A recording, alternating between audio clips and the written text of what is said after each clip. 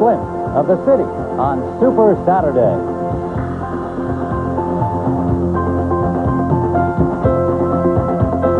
The heart of big-time tennis beats here today.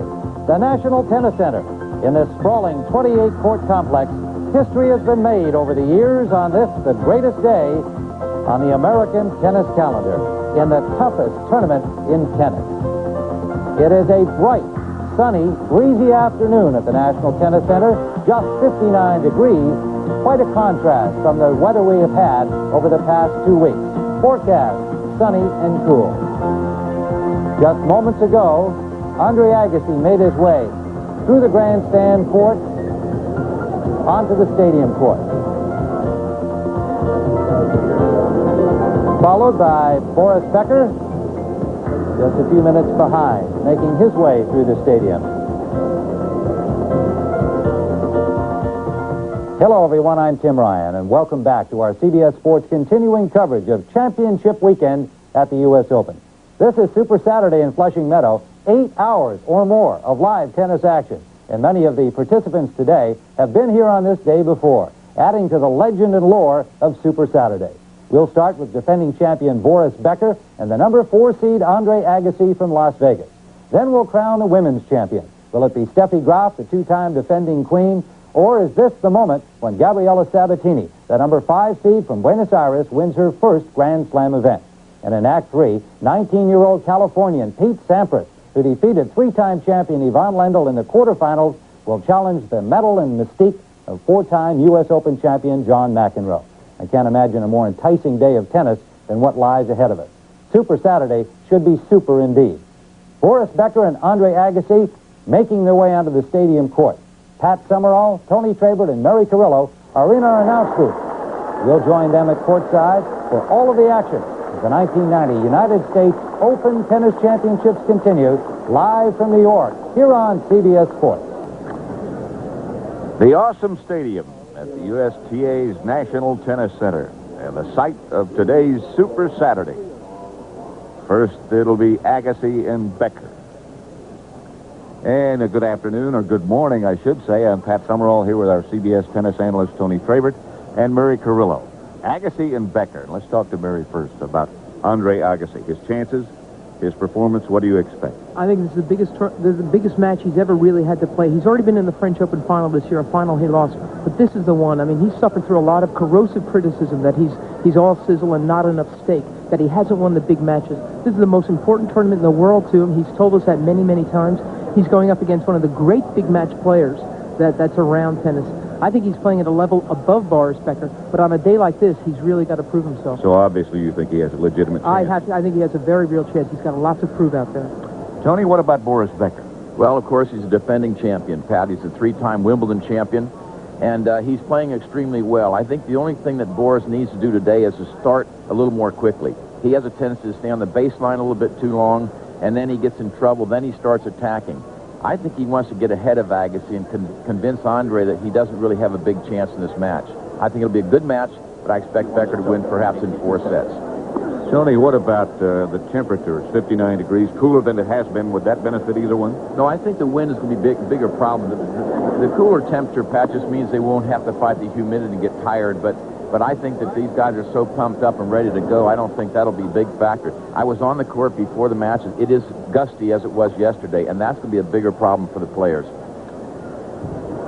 So it's Double-A, Andre Agassi, 20 years old, 5'11", 155, although he has bulked up a little bit since last year. A little bit more muscular above the waist. 15 pounds of muscle, he says he's put on, and as you can see, he hasn't had that hard a time, except when he dropped that second set to Peter Korda. Made Korda pay for it immediately, really snapped right back to attention and won that one. He could have been defaulted in that match because he did some swearing, and he actually spit towards the direction of the chair umpire on that. But he's come through, and as I say, I really think he's playing incredibly focused, agile, alert tennis, and he's putting together some real good ball. Speaking of agility, Boris Becker, 6'3", perhaps a little bit more than that, 190 pounds, but still very quick, very agile. Then you'll see in his road to this semifinal, he's had a few problems. Darren Cahill took him to 5 sets, And again, Becker, I think, spent too much time on the baseline. Aaron Krickstein won the first set and had him down 2-love in the second, and Becker said to himself, now I better start playing. My suggestion to Becker is the semis, the open, why don't you start playing right from the start, and then you don't get in so much trouble. The chair umpire is Bruno Ribot, Paris, France. One of the betters. He's a regular on the tour, so he knows it very well. White, please, ladies and gentlemen. Ready to play. Agassi in the near court. White, please. Up at the top of your picture is Boris Becker. First set. Agassi will serve. Ready?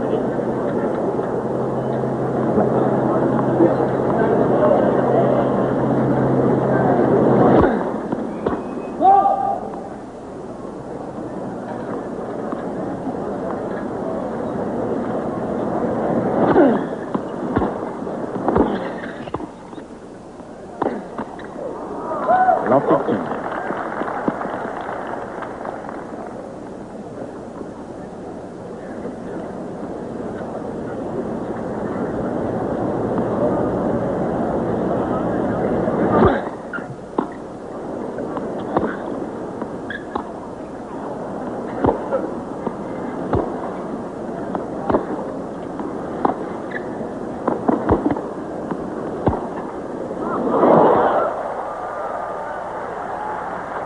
Whoa. Oh, there was some power on that forehand, wasn't there? Love 30. They had both been playing, I thought, pretty good hardball, and all of a sudden, this guy gave a blast of heat. And that ball hardly came up off the court.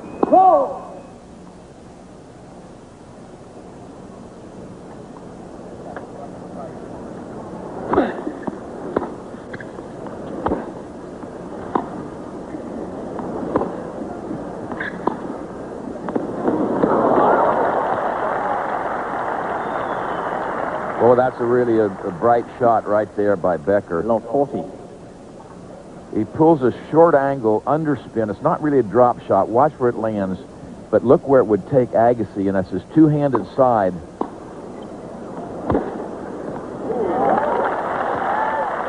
Take that. Still 15-40.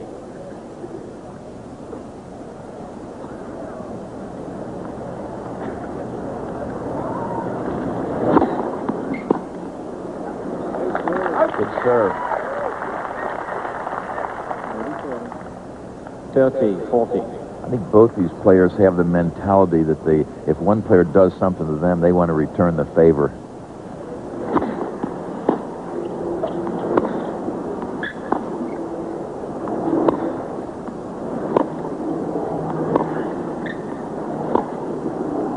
Again, Becker.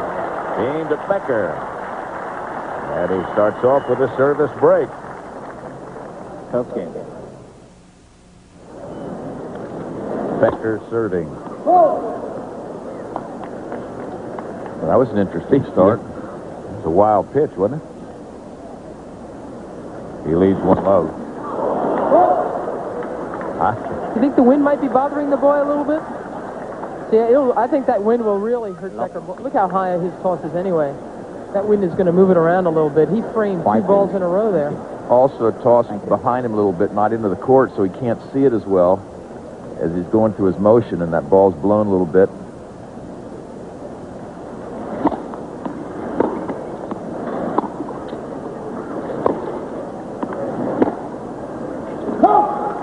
Love 30. Becker has a break the first game of the first set. Down love 30. And shaky.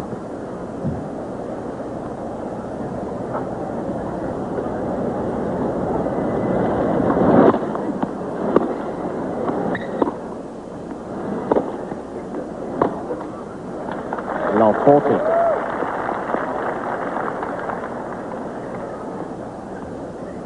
There was a phone call to the USGA National Tennis Center here last night. Barbara Bush, president's wife, called looking for Andre Agassi's number to wish him well. They both did. Got on the phone and wished him the best.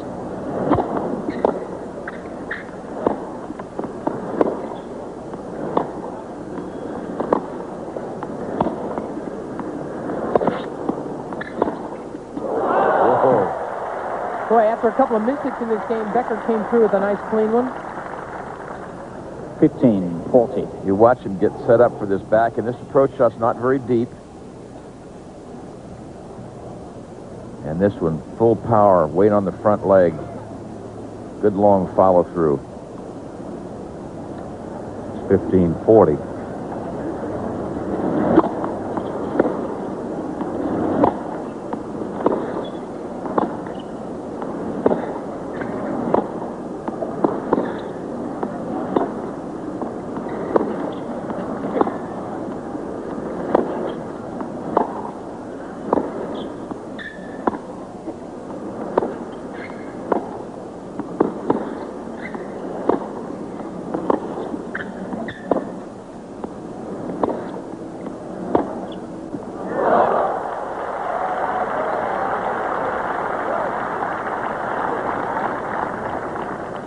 Agassi was quoted as saying that if Becker stays on the baseline with me, you'll see me smiling at the end of the match.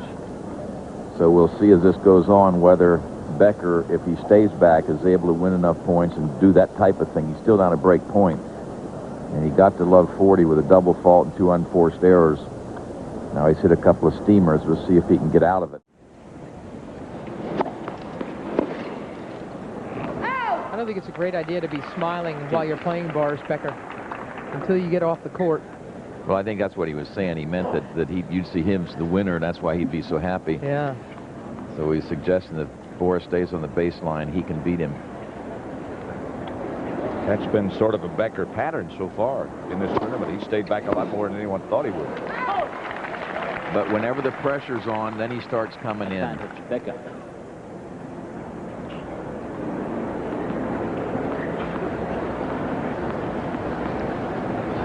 Longtime coach of Andre Agassi, Nick Bollettieri.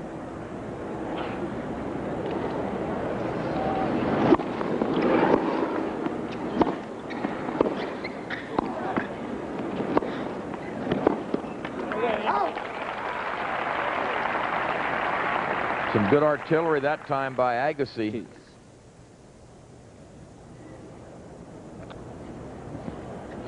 Mr. Turiak. Boris Becker's manager. Used to be his coach. Good friend, too. Yeah, Boris says, you know, he says, I know Jan wants me to serve and volley all the time, but he says, that's too boring. I like to stay back some, too.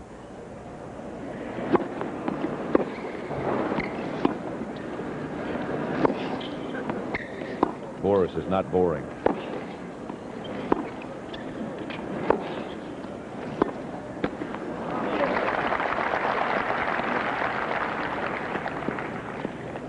Advantage, Agassi.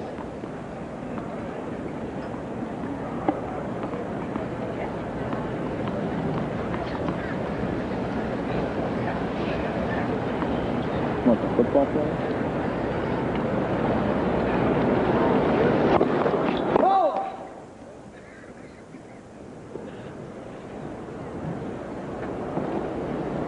Headshot. What you looking for?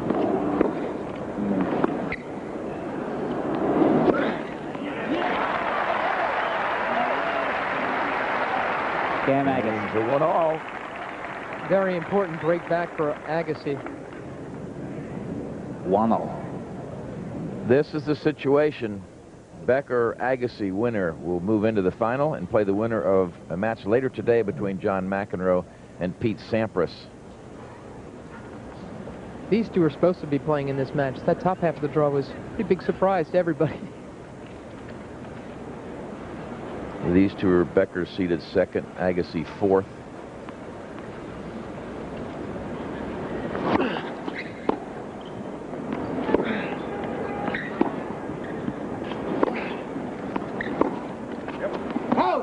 Mentioned that Agassi got a call from 15. President and Mrs. Bush. He had gone earlier this summer with John McEnroe and Tim Mayotte to the White House. They were invited there, and Andre and the president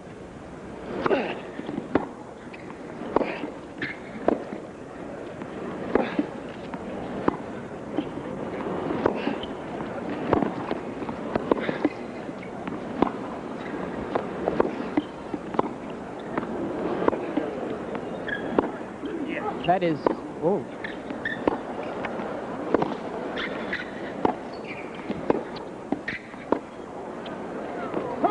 Oh, man, I thought that other one Becker hit was going out. They're putting so much pace and spin on the ball.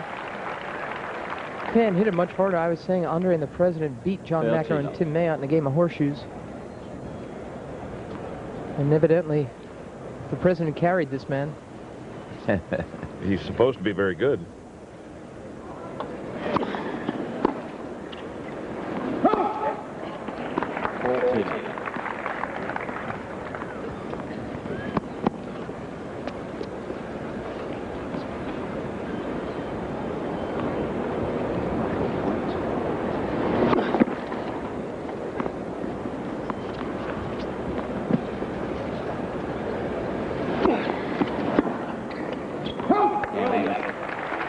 Game to Agassi. And he leads 2-1. First set. Agassi leads. The crowd still filing in on this Super Saturday morning. Stadium not filled yet, but it will be, believe me. You know what happens, Pat, is they hold them up underneath the stadium, and the lines get so big they can't get in at one court chain. So you're stuck there 2 or 3 court chains before you can get into the stadium. So it's Becker serving now at 1-2. First set. Men's semifinal. And a lot more to come. Oh. 15 love. Approaching from the subway platform outside. The grandstand off to the right, adjacent to the stadium. Actually, I think that's probably the best, easiest, most convenient way to get here.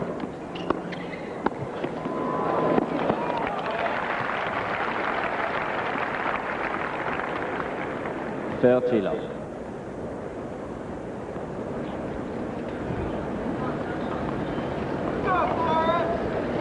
The youngest man ever to win 3 Wimbledons. Defending champion.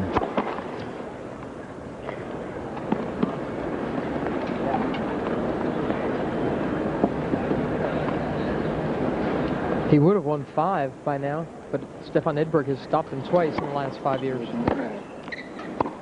including this year. What a surprise that was when Boris Becker came back from 2 sets down and had a 3-1 lead in the 5th, only to see it evaporate. It's very un-Becker-like, especially on his favorite court in the whole world.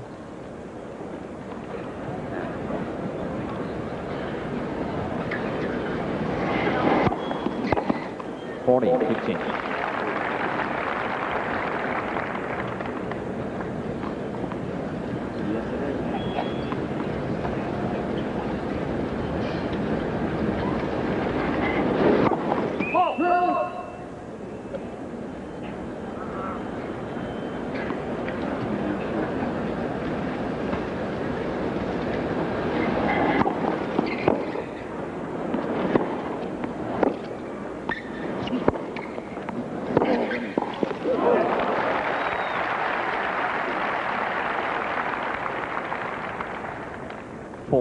It's what happens, will happen to either player when they come in on a poor approach shot. If you don't have enough pace on or you don't get it deep enough, both these guys have the power and the ground strokes to really punish you.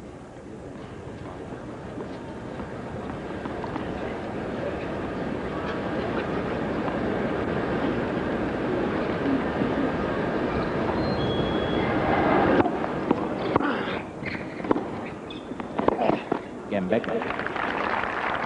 2-2. Head-to-head. Last meeting was at Indian Wells, March of 1990. Not to take anything away from Andre Agassi, but Boris Becker had been going through a real tough time. He was breaking up with his longtime girlfriend at Indian Wells that week, and he was not in the greatest frame of mind. The best match I've ever seen these two play was last year, Davis Cup in Germany. Agassi up 2 sets and serving for it in the 3rd. And Becker made one of the great, brilliant comebacks I've ever seen. Both players played tremendous tennis. 15 love. And I think that's Boris Becker's greatest strength coming into this match, that he has so many good mental souvenirs of coming back, fighting back from way down. And on the other side, Andre Agassi has had some real tough losses, having been up ahead.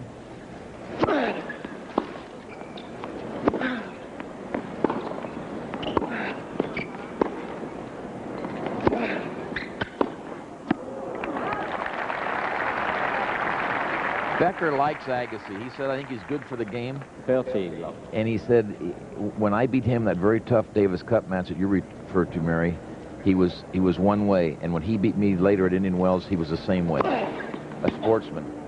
And he appreciates that. 40 love.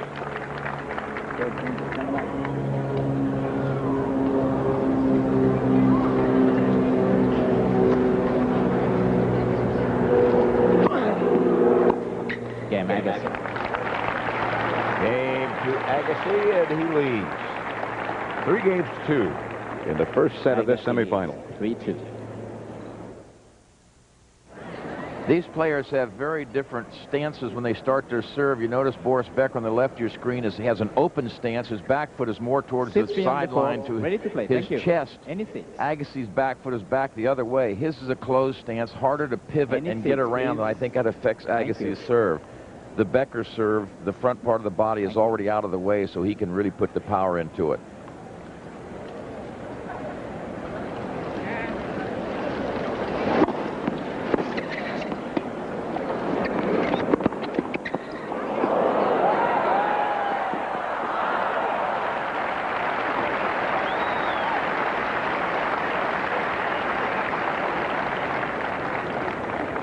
Love. This is either a good guess or good anticipation by Becker. That's a heck of a shot, the lob volley. Agassi wants to make the highlight film here. Not recommended shot for you at home. Not if safety is a factor. 30 love. 30 love.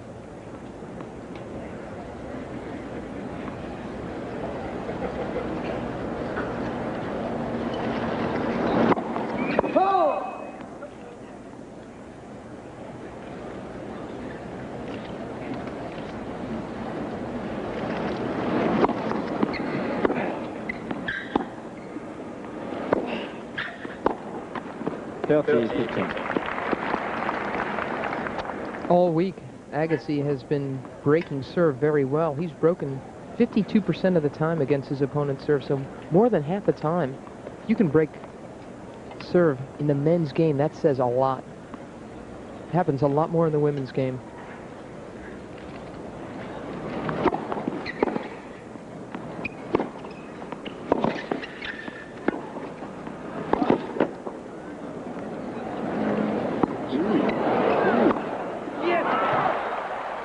What a great defensive lob by Agassi.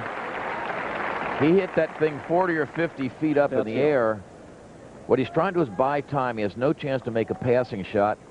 Becker thinks it's going out. Whoops. And then he guns it way over the baseline. Becker did not set up as if he thought the ball was going to be good. He never did get ready, did he? No, but it was a wonderful lob by Agassi. Right in the corner.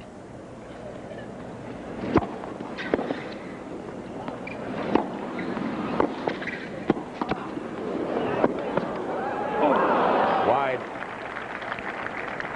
40-30. On the defensive lob, that's when you hit it high in the air. It's not important that it goes in the corner as much as it is deep, because your opponent has time to set up, get around it, and, you know, set up to smash it. But if you can get that ball deep, you have time to recover. You keep him way far away from you, and you have a chance to stay on the point.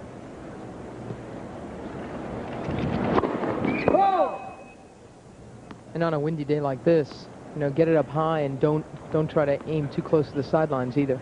Let the wind play around with it.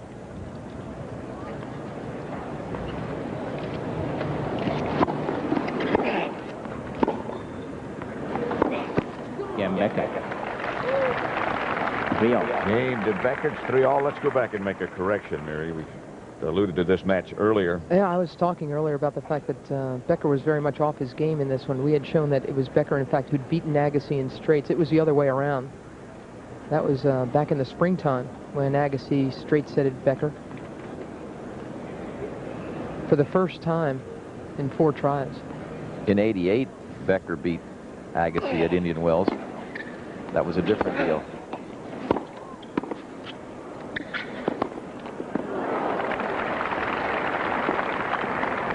3-all in the first set. 15 love. This was not much of a volley by Andre. He didn't put any sting on it at all. See, the head sort of fell back from his hand, and that gave Becker one more swing, and that's dangerous when you're playing the best people in the world. You get a high volley, normally you try to put it away where the guy can't get his racket on it.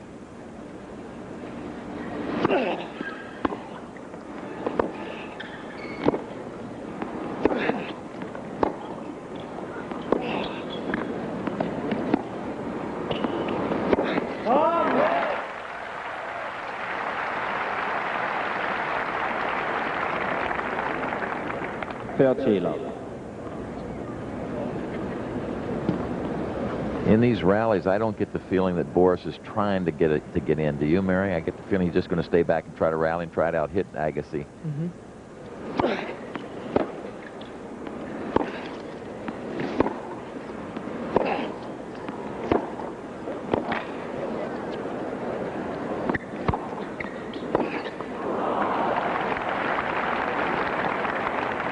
I've seen 3 out of 4 of the matches these two have played, and in fact, Becker never tries to serve and volley against Agassi.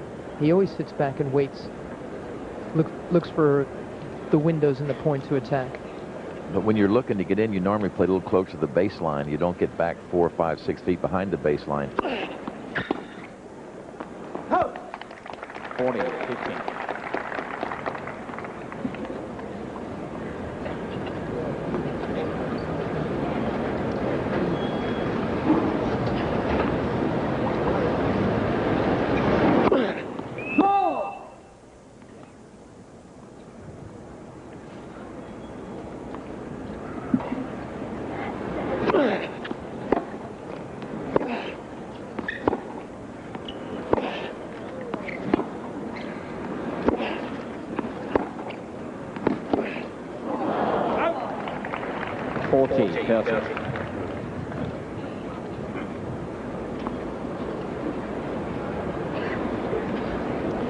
This cooler weather will actually please Becker because he doesn't like it when it's real humid, muggy, and sticky. Not that he can't laugh, but he doesn't have the same frame of mind.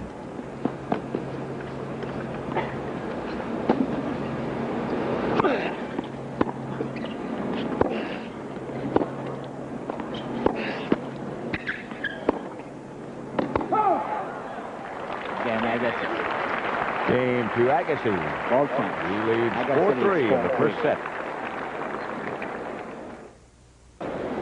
Quiet, please, ladies and gentlemen. We're in the first set of the men's Players are ready. semifinal. Thank you. Becker will serve at 3-4. Thank you.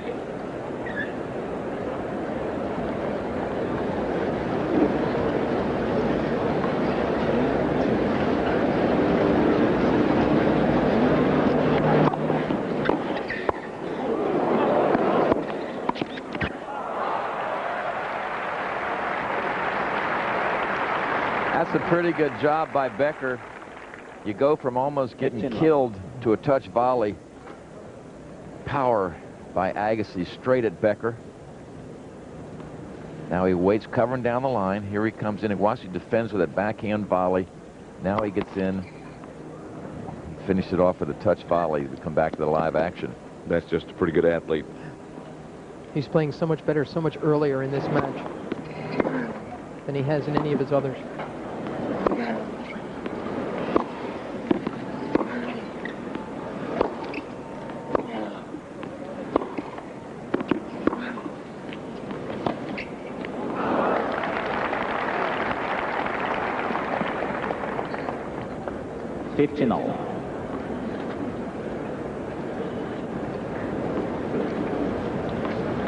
Says a lot about the Agassi return.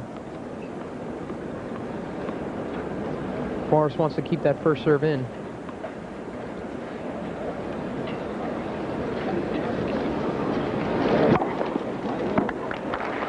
Don't even let the guy hit it. First ace at 100 miles an hour. 30-15. 30-15. Becker serving at 3-4. First set.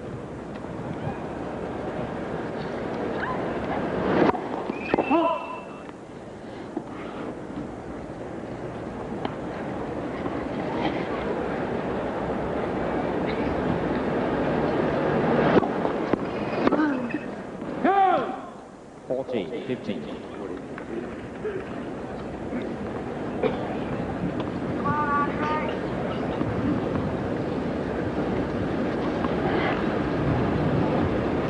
That if he wins the game.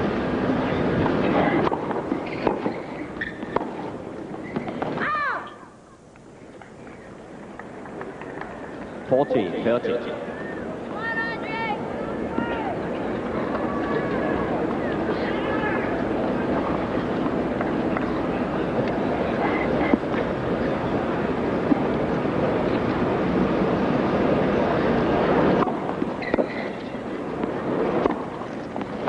Again, Becker. Game to Becker. 4-all. Let's quickly go out to our roving man, John Dockery. Well, thank you, Pat. I'm out here on court 14, and Gabriela Sabatini is behind me getting ready for her match with Steffi Graf. She's been out here about 45 minutes. A very relaxed kind of workout. First 10 minutes, they played soccer with a tennis ball, part of the fun aspect of playing tennis. Then her coach had her working on slicing down the line and following it to the net, something she used successfully, you recall, yesterday against Mary Jo Fernandez. Right now, she's practicing her serve, trying to slice it in and hit those cans on this side of the court. Now back to you guys.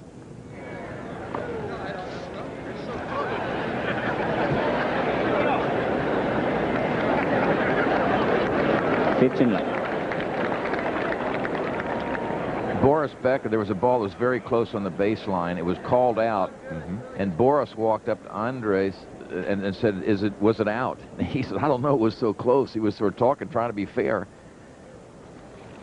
You're right, they both had a laugh about it. Nothing serious.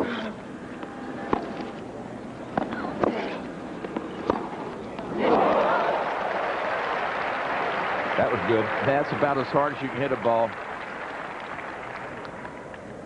15 Watch all. Becker get ready for this one. Agassi's in the forehand side. See, he stayed expecting the ball to come back cross court. It didn't matter what he thought was going to happen. He wouldn't have got to that one.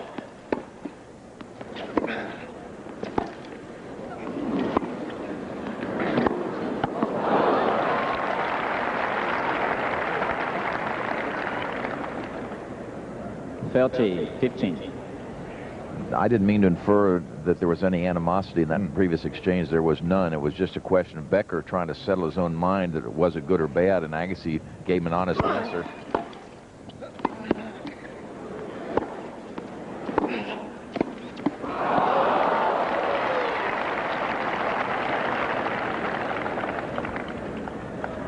$40-15.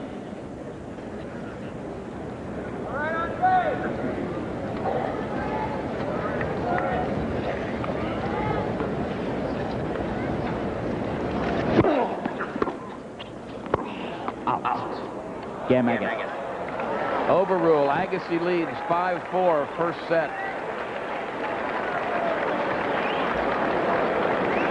Agassi leads 5-4. Take another look. This is an overrule by Bruno Ribot on this ball coming to the baseline.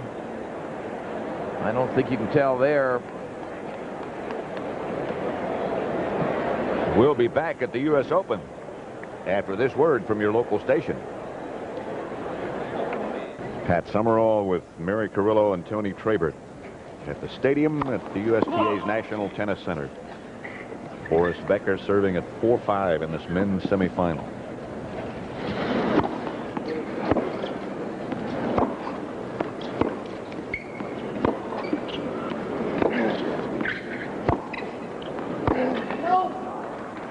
You know, according to the stats so far, though they're both swinging from the heels, Becker's really been the aggressor. He's hit 11 winners, had 12 unforced errors. Agassi has 3 and 3. Andre's taken a good swipe at the ball, but he hits a lot more topspin on a lot of his shots and makes them a little more consistent. At the same time, he may not be able to hit as many winners. 15-love.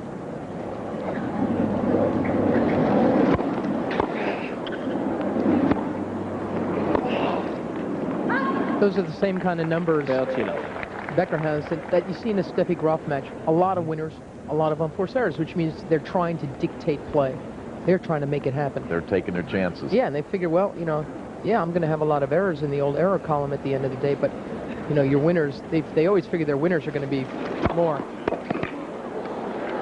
High-risk game.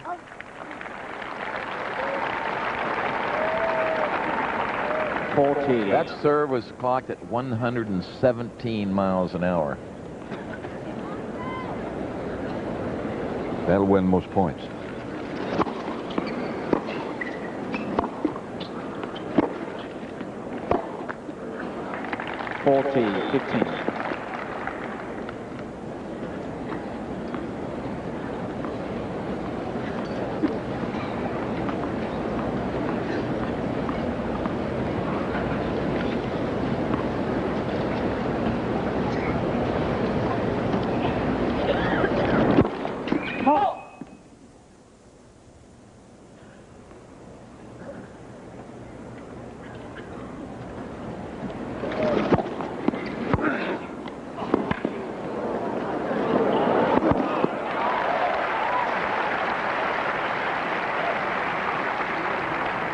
Agassi's got such a violent return game. Becker did a good job of swinging this way out.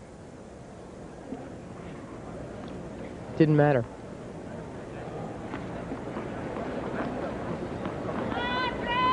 When Becker gave up the short ball, Agassi was all over it. Notice how I got around it to hit the forehand, too.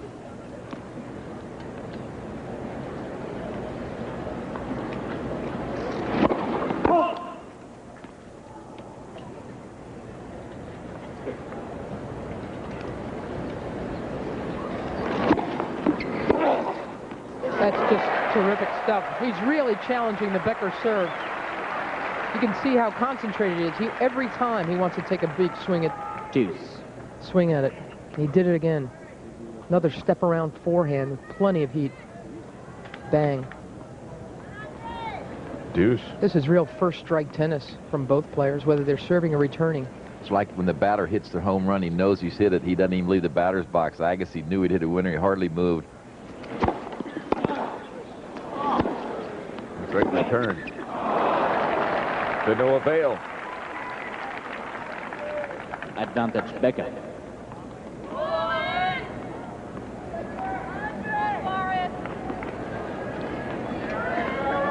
It says a lot about Becker that this is it's packed here. There are 20,000 Americans watching this match. And yet Becker is getting cheers as well as Agassi.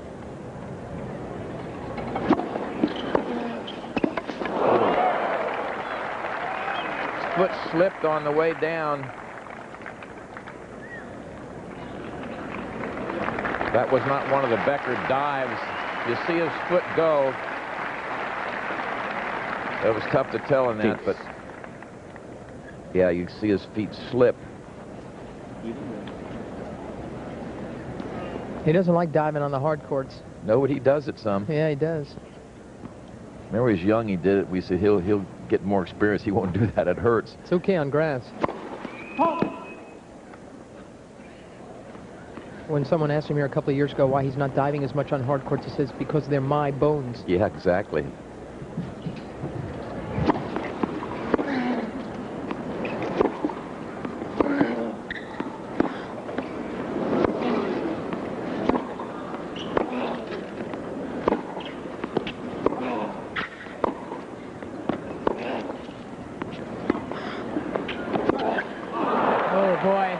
Forehand goes in, and Agassi has a set point. Advantage Becker. He was very, very deep in the court. Becker had forced him way back, so it was awfully tough to pull off that passing shot. It's been an interesting set. Both players playing at a very high level.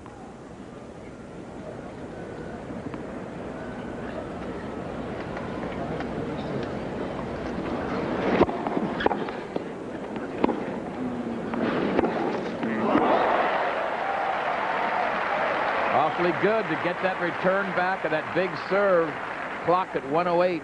Chiefs. This is a huge serve. Agassi pushes Becker backwards and then just jumps all of this inside-out forehand. White, please. See what he does after this. He makes such great use of the width of the court, Andre Agassi.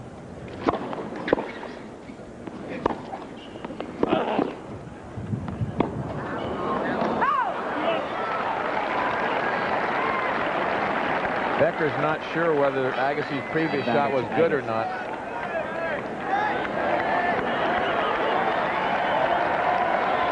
See how deep it is.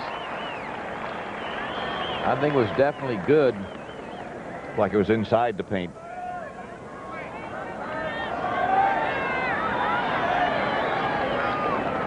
Set Point, please. Thank you.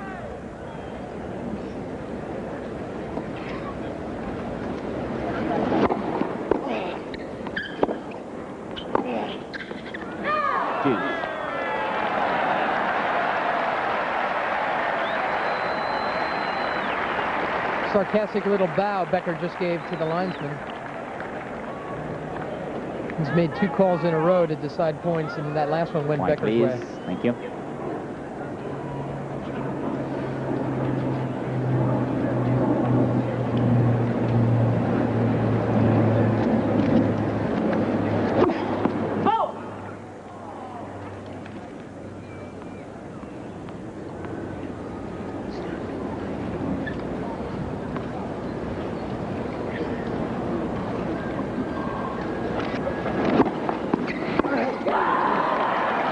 Tried to run around it, and it just jumped at him. Yeah, it kicks that way. His kick serve jumped right into him.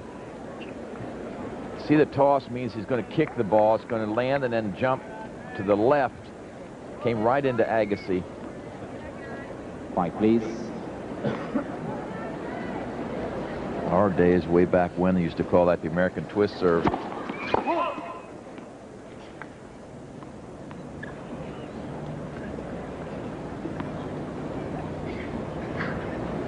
We can still call it that. Okay.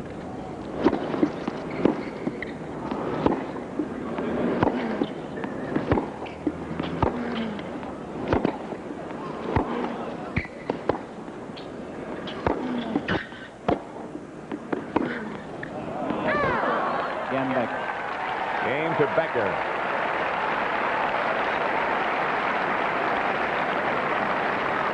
What a great hold that was for Boris Becker. He faced down a set point. Had to throw in a second serve, and he jammed it right into the Agassi body. Finished it off.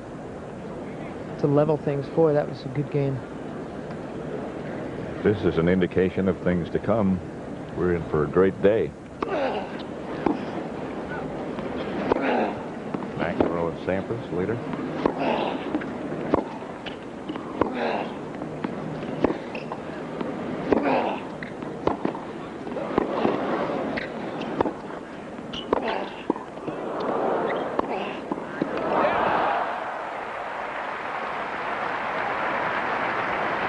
A lot of tough shots in that point. And they're hitting rockets at one another. Eventually, this just traps Becker. He couldn't get much on that one. And just the speed of shot there kept Becker from getting set up at all to try to make the volley.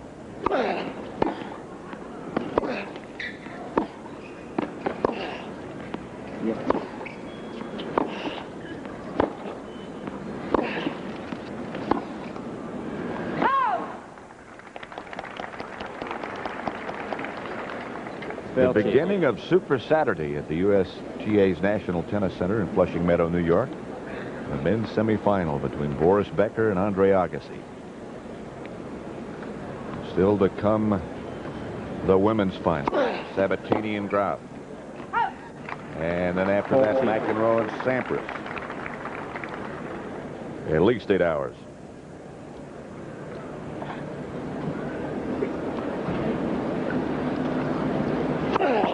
40 love.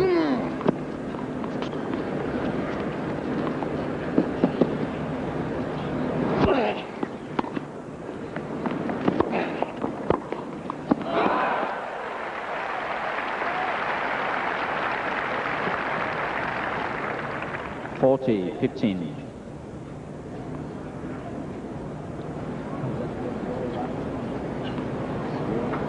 Players say that just the way Becker walks around the locker room, he has an air of a champion.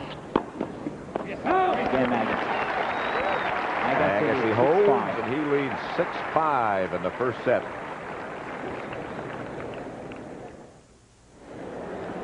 Quiet, please. The stadium Players at are the ready. Thank you. USDA's National Tennis Center, as seen from the Fuji blimp. Hovering above. Quiet, please. Blimp weighs more Thank than you. 15,000 pounds. So I hope it stays hovering above. I still think that Quiet, please. stat of being able to go 65 miles an hour is incredible.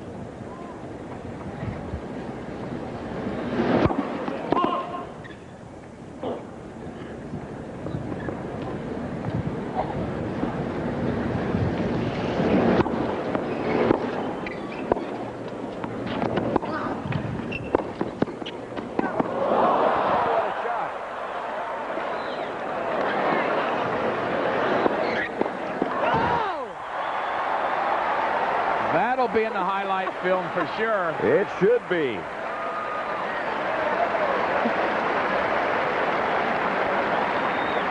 Now, if he tells you he was practicing this, don't believe him. Watch Agassi do a 360, one-handed backhand, and ends up winning the point.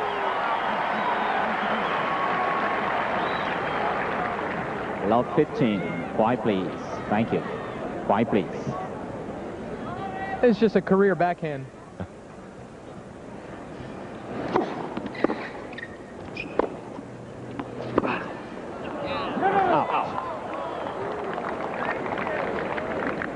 You know, since Agassi lost his first serve, he's only lost 4 points in the last 5 service games, so he's really tightened things up very well. And that allows him to swing out on these Sure. return games.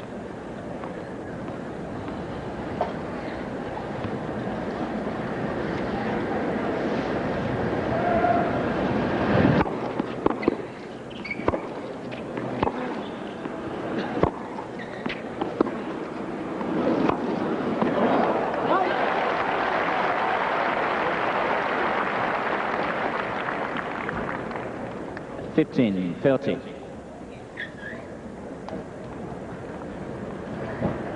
15-30. I'd be surprised if Becker doesn't try to serve and volley at least on this first serve here.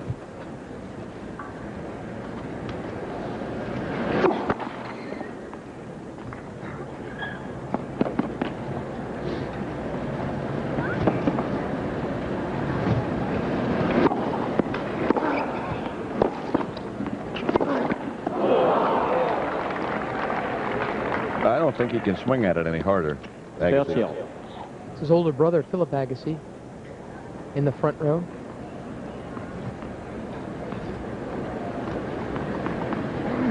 Travels with Andre everywhere.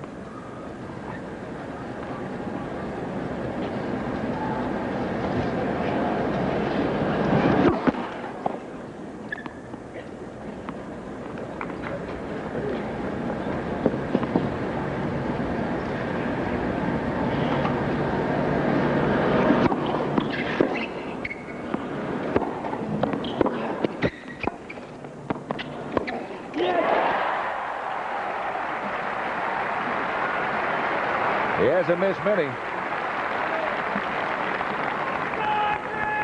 30. Watch how quickly Agassi gets on this next ball. Right, he gets up there quickly. He was already starting forward. Becker was reading down the line. Quiet, please. Thank you. Gave him his second set point. Thank you.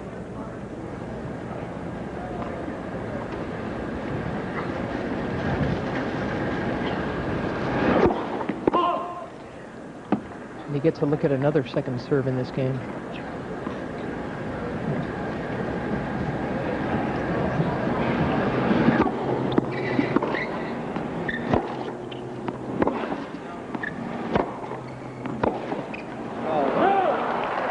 Boy, what a big forehand by Becker. Hit just a couple of inches inside the baseline.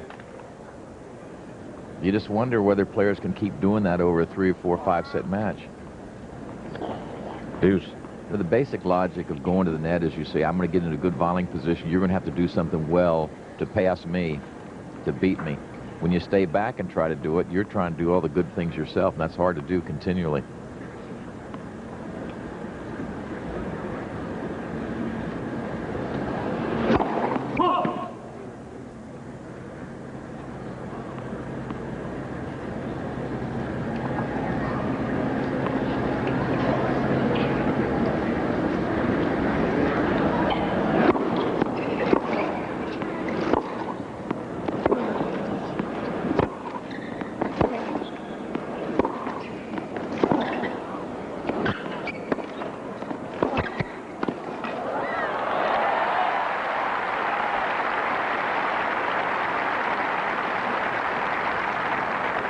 first knockdown for Becker. Advantage, Becker. Let's see what happens here, if he slips or what. It's a good fight just to get that one back in play. Now he's got to come back again.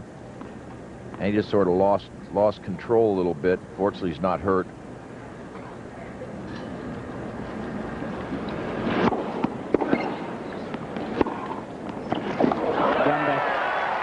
That's just great stuff, being able to brush back 2 set points on his last service game. 6-all tiebreak. Bob Brett right in the middle. He's been working with Boris Becker the last couple of years.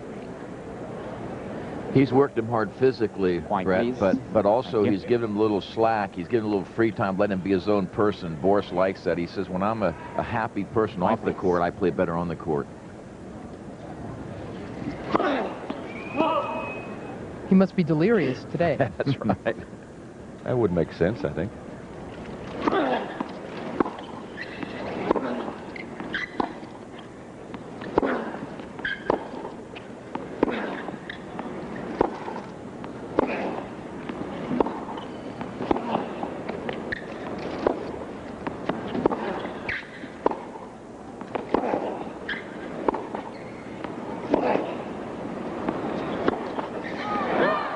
Missed it.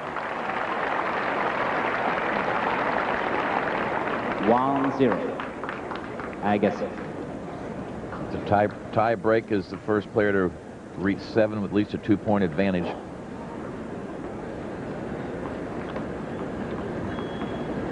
Becker has 2 serves now, 2 points. After they play change 6 ends. points, excuse me, Patrick, they'll change ends. Not supposed to towel off, stop, get water or anything.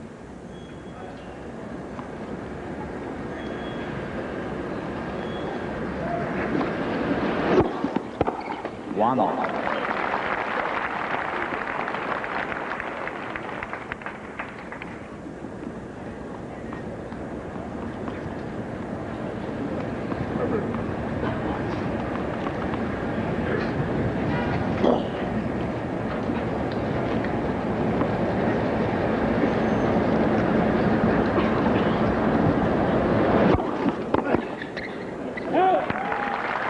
Becker, 114-mile-an-hour serve. 2-1. Becker.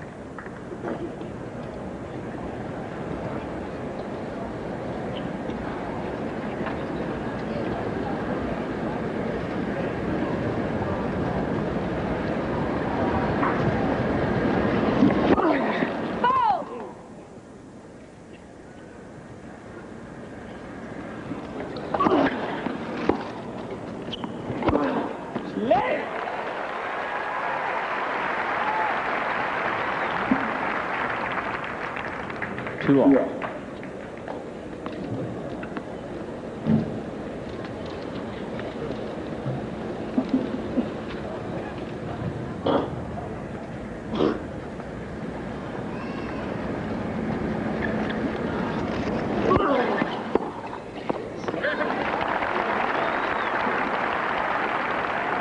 Three-two. Agassi.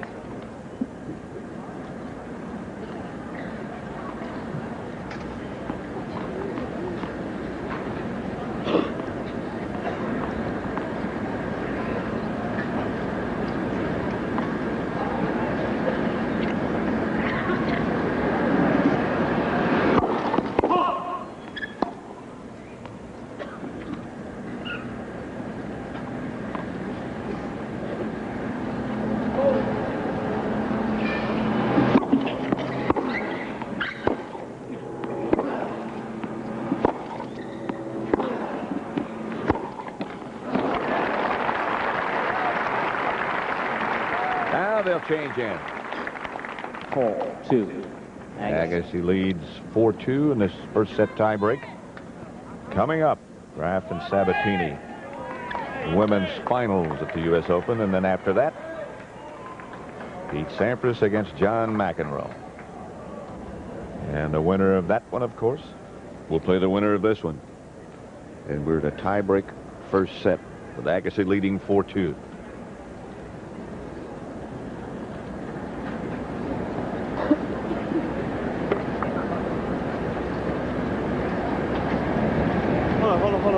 Wait.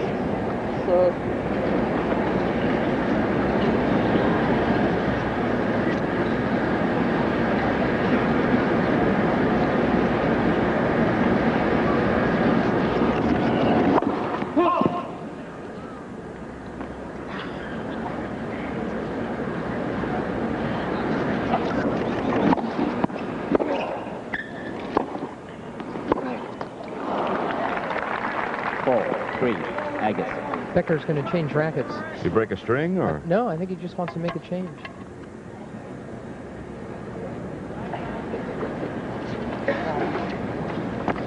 Slight change in tension. Sorry. Yeah, in the racket or in the body. 1 hour old, the match. This can't be a very casual experience. No, not at all.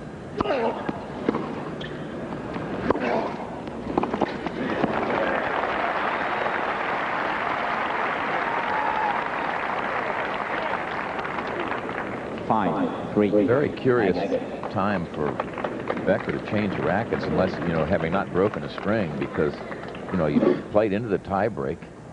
You've got a feel for whatever you have in your hand, and though the other ones are somewhat similar, the difference in tension means you have to adjust some.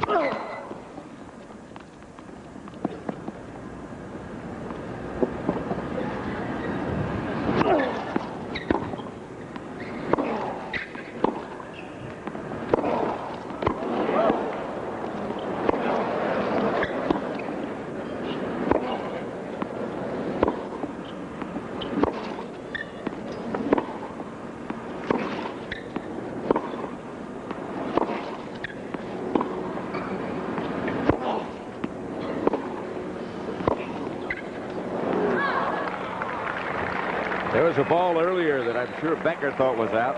I thought it was out also. 5-4. There was no call. And wisely, he kept playing. 5 plays.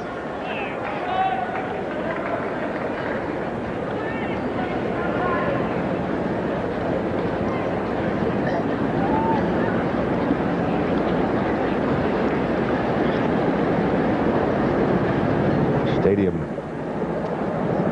completely full now.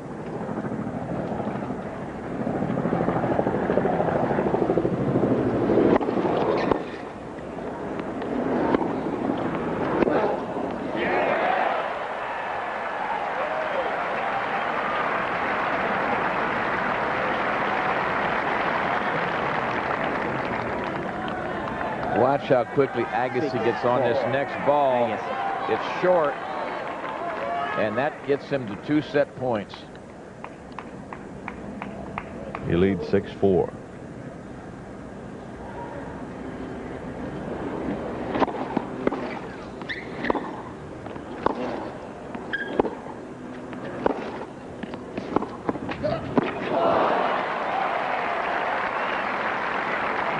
I just can't get over how Boris Becker has played all 3 set points against him. 6-5, Agassi. Our friend Mike Wallace enjoying the day. 5 please. I saw him at this year's French Open. 5 please, ladies and gentlemen. Real- Thank you. He was watching some 5 juniors please. warm up. This guy's a big tennis fan. Oh, yeah. Still Loves to set play. point, Patrick. Yep. Oh, boy. And look who served and volleyed and almost pulled it off. A big surprise 6-all. tactic by Agassi. Agassi serves here and comes in. And this one just jammed right at him. He closed in real close to the net. Watch him close in after this now. And if that ball had not been hit quite so close to his body, I think he might have handled it. It was behind him a little, the pace of the shot. So we're at 6-all. 5 please. 5 please, thank you. Pretty hard to 5 try a touch volley on a set point against Boris Becker. First set.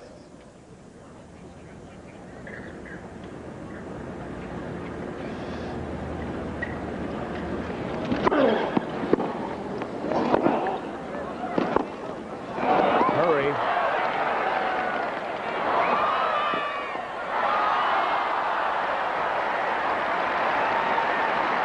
Boy, Agassi did a great job to stay in that point. Becker let him stay in it.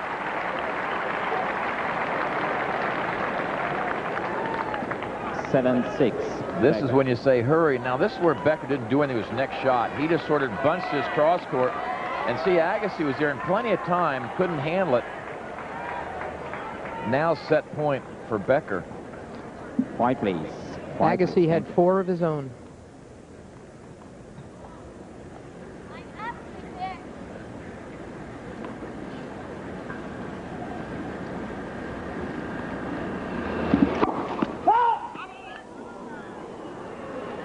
Quiet, please. Thank you. Thank you.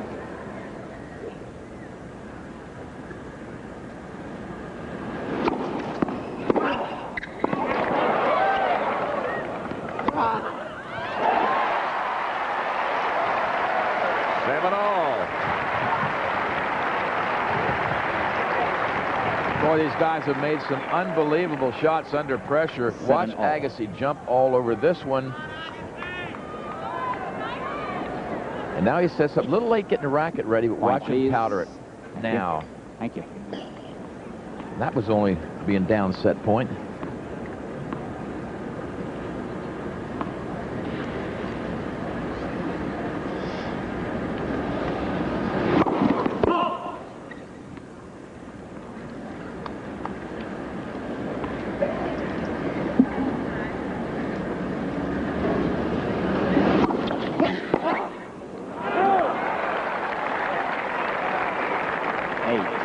Becker. Fooled him. He did fool him indeed. Both these guys really have a tendency to slide left and hit forehands on second serves. Quiet, please. So that wide one caught him. Net. First set. Quiet, please.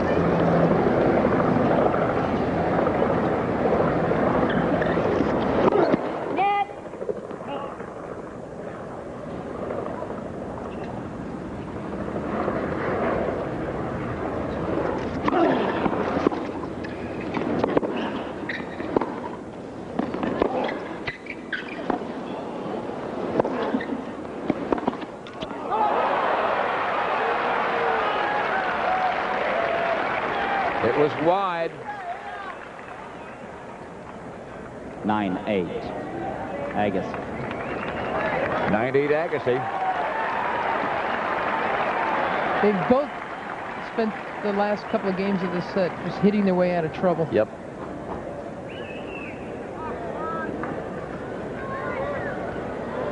Quiet, please. Thank you.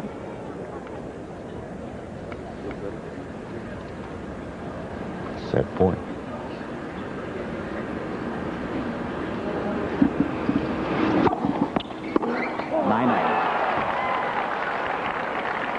That was his fifth.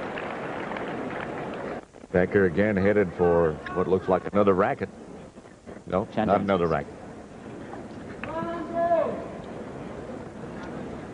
To change ends. Change ends. This is only the first set.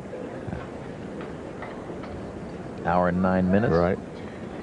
But it's so much both these guys' careers. I mean, Becker is used to winning these. Agassi's trying to win it. This is just a microcosm of the careers, the lives of both these players. 9-9 in the tiebreak.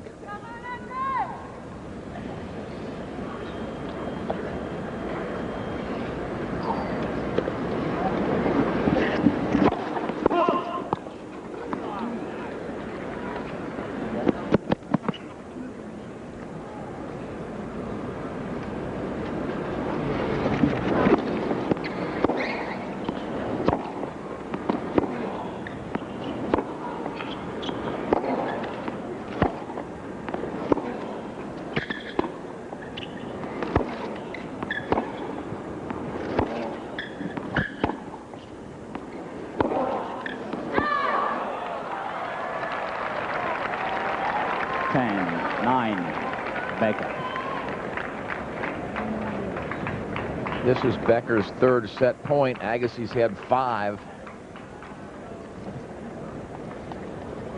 Quiet, please. Who's going to be able to convert? For obvious reasons, it's nice to get that first set under your belt.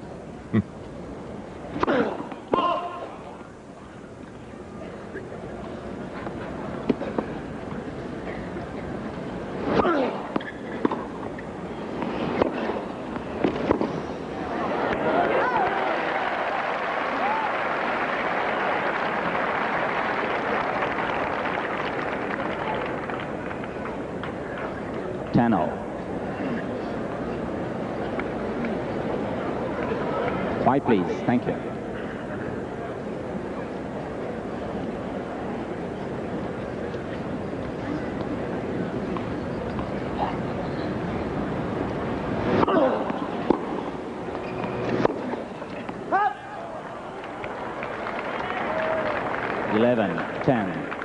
Becker.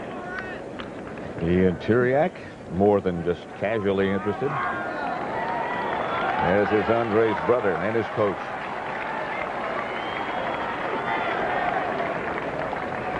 Quiet, please. Quiet, please. Thank you. Thank you. I'm not sure how much Tiriac likes watching Becker make a career out of winning these kind of sets. Huh.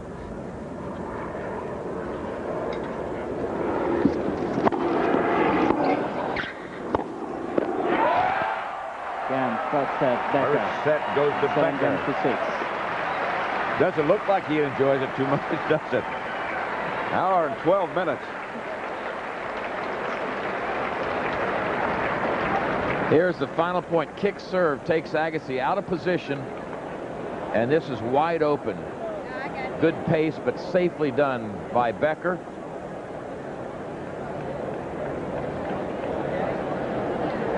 So Becker wins the first set of this men's semifinal. It was a struggle. The great lady at the entrance to the New York Harbor. Quiet, please, ladies and gentlemen. As seen from the Fuji blimp. Becker won the first set. You know, she's really in New Jersey. Statue of Liberty. Oh, I didn't know that. Officially in New Jersey, Sit, not please, New York. beyond the court. To the right of the court. Thank you. I've always thought of her as a New Yorker. Me? Yeah. Let's get her back.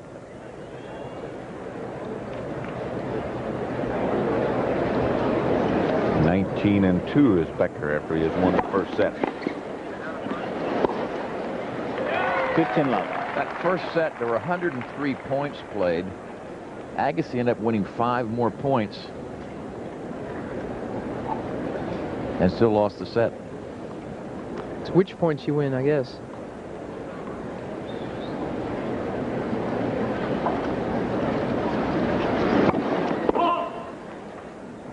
I guess it's safe to say the last one is the best one. Yeah. Yeah. In that case, it certainly was.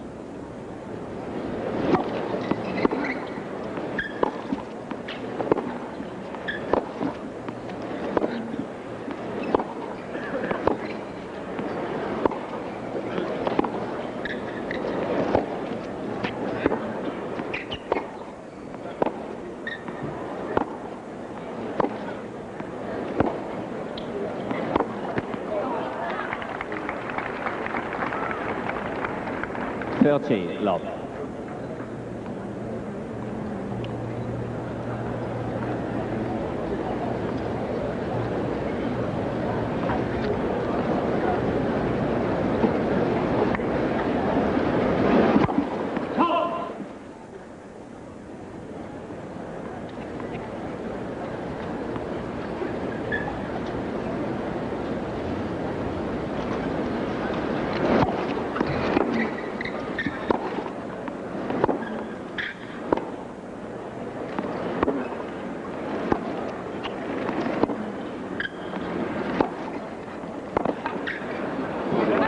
We've seen Andre time and again in that first set challenge the Becker serve. 40. But love. this is turning out to be a very simple hold game for Boris Becker. It's important that Agassi snaps back after what must be a very demoralizing first set loss. He had 5 set points against this man. He's got to stay with him.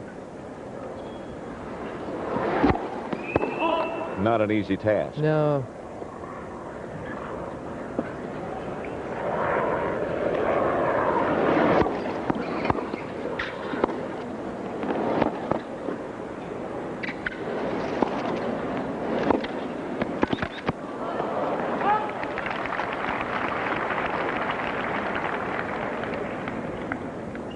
30-15.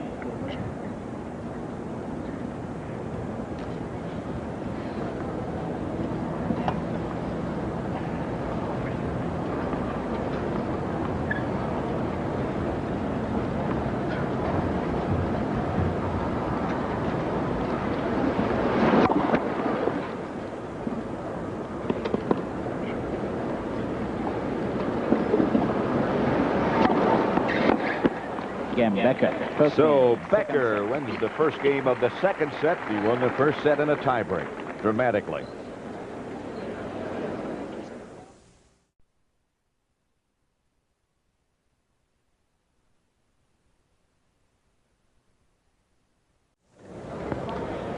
Ellis Island, with so many memories, just been restored, refurbished, and they say they've done a marvelous job.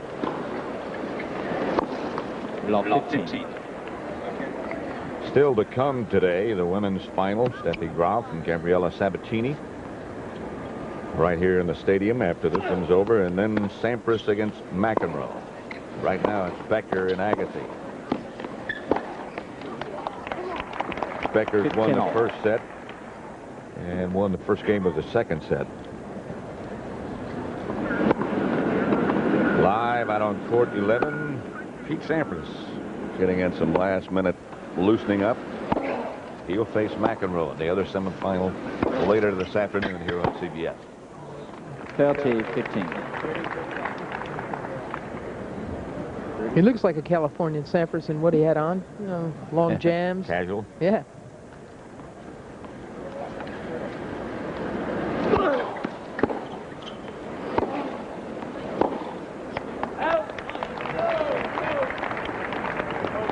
$40-15.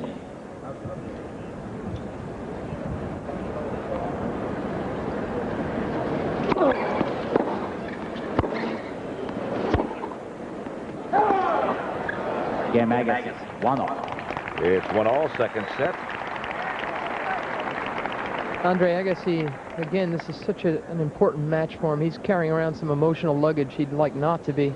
He's had a couple of big matches where he hasn't been able to come through. He had match point against Alberto Mancini at the Italian Open, and he lost that one in 5 sets. The Becker match we've already discussed, the Davis Cup match that he lost, being 2 sets up.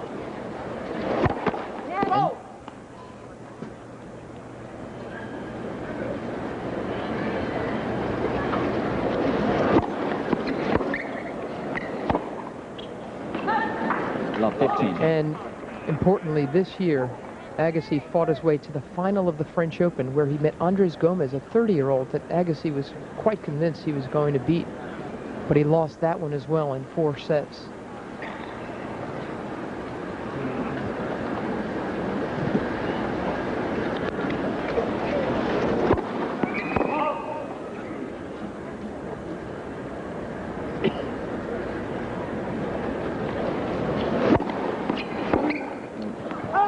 I asked him about that match the other day. I asked him if it felt differently, you know, being in the final of a Grand Slam than what he thought it would be, and he said, yeah. He said, you know, I walked out there, and it was the first time I was ever fighting for a Grand Slam title against a guy I really thought I had a chance against. It was more than he thought it would be, the occasion.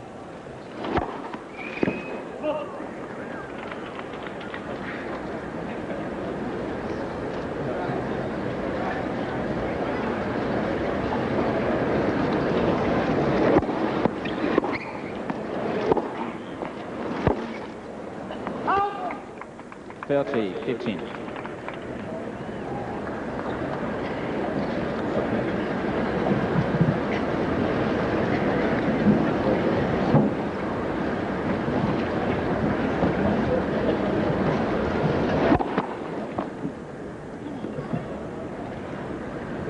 Here's what it looks like. Agassi's gripped on the return of serve.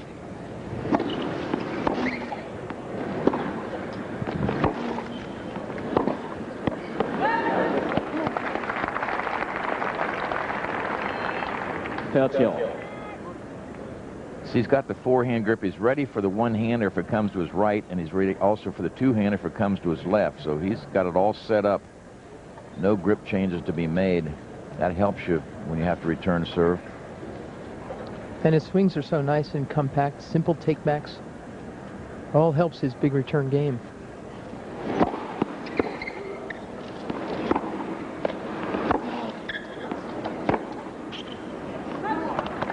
Here's a chance for Agassi to draw blood early in this set. 30-40.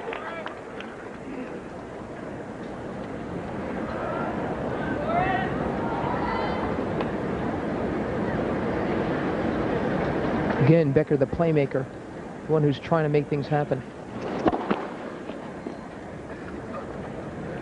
Shows up in both his winners and error columns.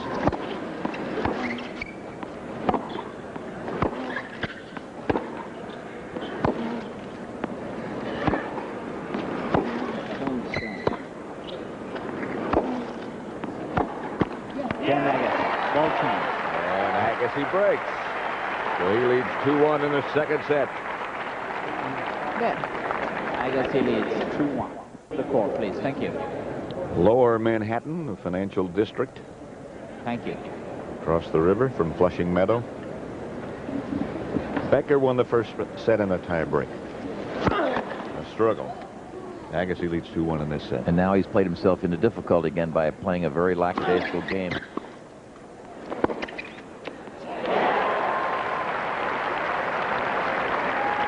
It's almost like Boris feels like he'll get behind and then be able to turn it on whenever he wants to. Well, sometimes you can do that, but there will come a time that you can't do that.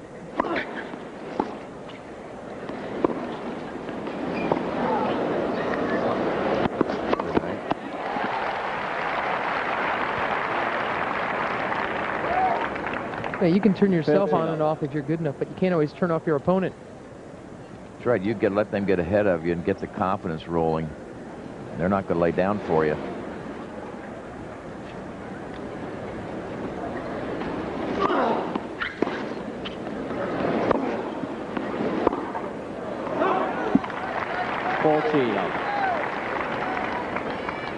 You know, it seems like he has such an uncomplicated superiority over his opponents, and then this stuff happens. It's almost like a lack of concentration.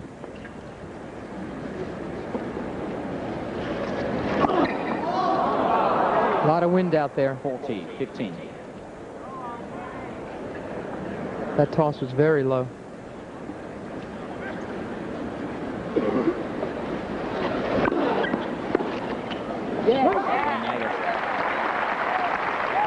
Agassi. 3-1. Second set. Agassi leads 3-1. Grand Slam titles won by the age of 22. Becker and McEnroe. Connors, 3. 5, please. Thank you. And some great names on down that row.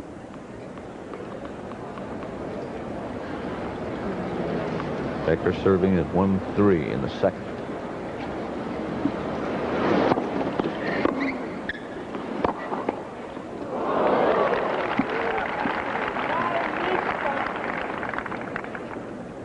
See Becker talking to himself about his toss. The interesting thing to me is that when he normally plays on a fast surface, he serves the first serve real hard. He's been kicking this serve. Then he reaches back to try to hit hard when he doesn't get many in.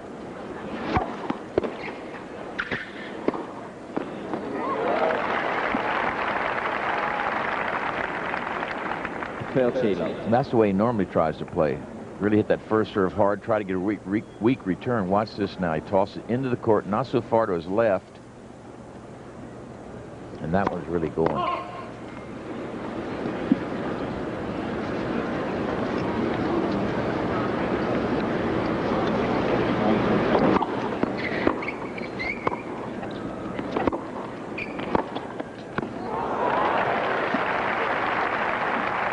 Hey, the game's not that simple. No. 40. It surely is not. 40 love.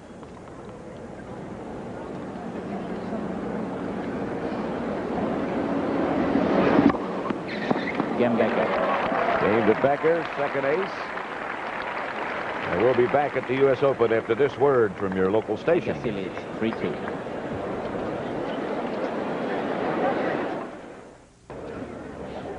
The men's semifinals in the stadium of the USTA's National Tennis Center. Boris Becker Andre Agassi. Becker won the first set.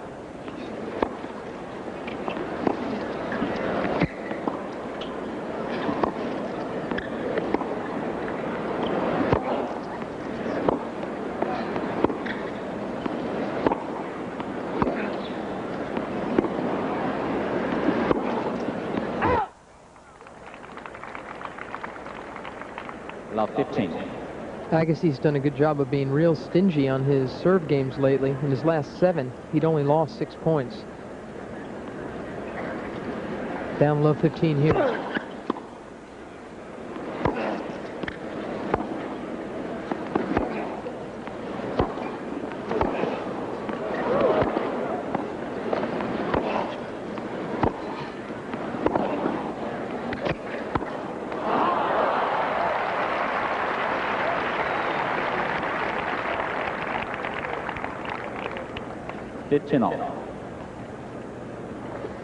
Arthur Ashe, 1968.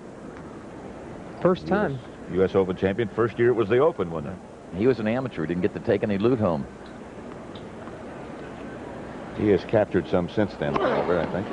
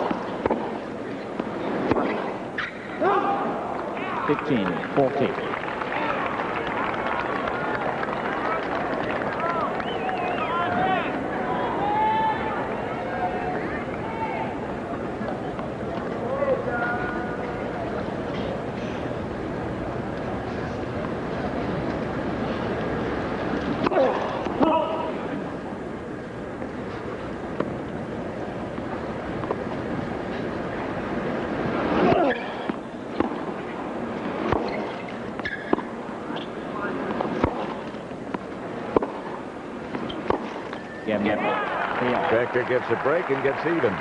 3-all, second set. He did it again, didn't he? I mean, just when he needed the game. He hadn't been breathing on Agassi's serves.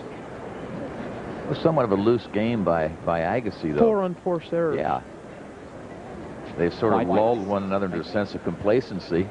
He's played a loose game. Now they're back on serve.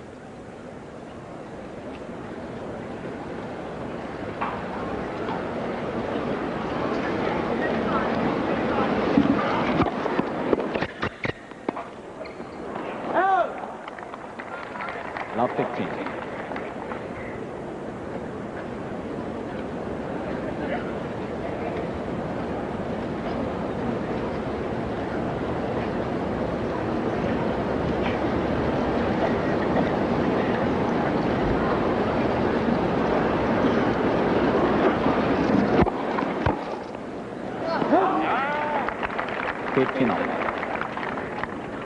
Casual 105-mile-an-hour serve.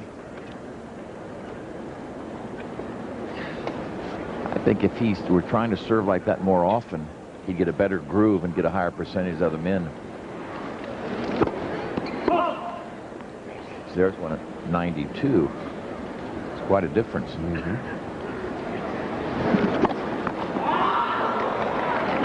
That one was 62. 61 and a half. That's when it stopped. Oh, here Ian Tiriac has come back at least. The second double. Might recall the first point that Becker served. He hit 2 spin serves, missed it, and both hit him back on the baseline.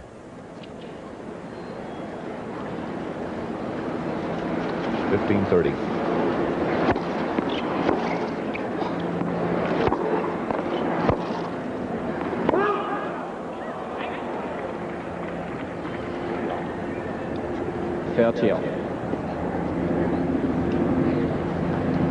And I get sort of a sense right here that the person that tightens things down can take control of this thing.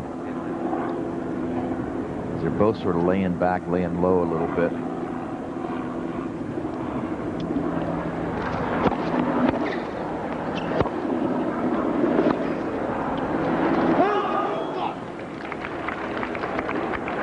40-30.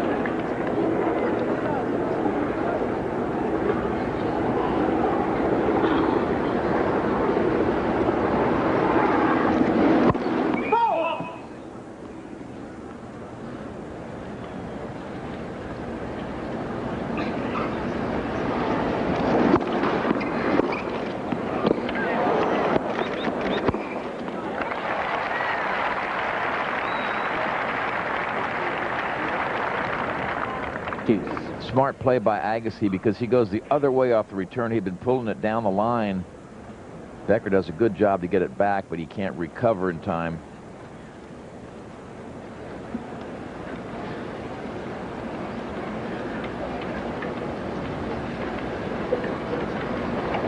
Linda Evans has come here for years. She presents the women's check at the end of the final.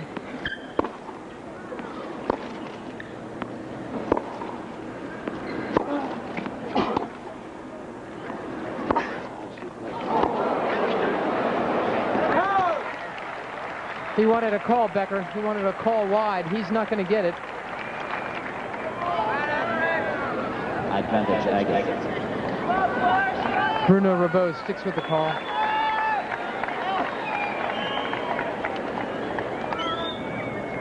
White, please. Thank you. He thought this one should have been called wide. Looked like got paint.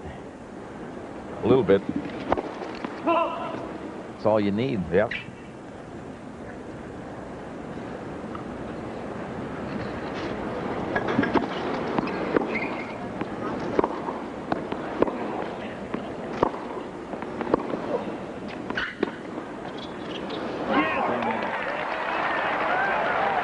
Game to Agassi. And he leads 4-3 in the second set.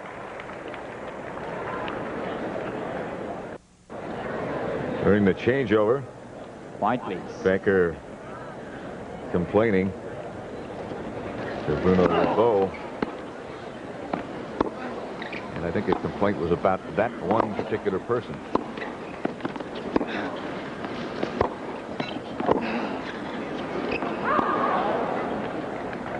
Block 15.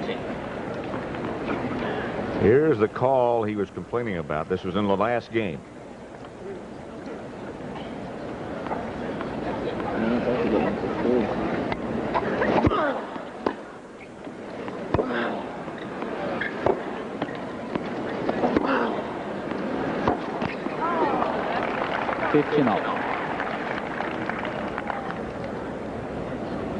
We talked about Becker playing his best tennis, going to the net. Been 142 points played now, and he's been in the net 22 times, only 3 times in this set. And I just don't think that's where he is most effective.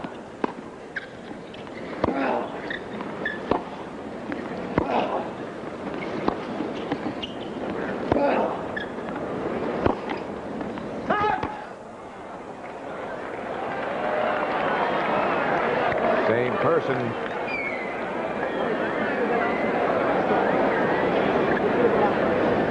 How many back calls and money? 30-15. This thing was way out. I mean, I don't even think that's a question. You could see as he struck it. See how it was. I think that was wide. Yeah, that one was wide. Looked like it was pulling as soon as he hit it.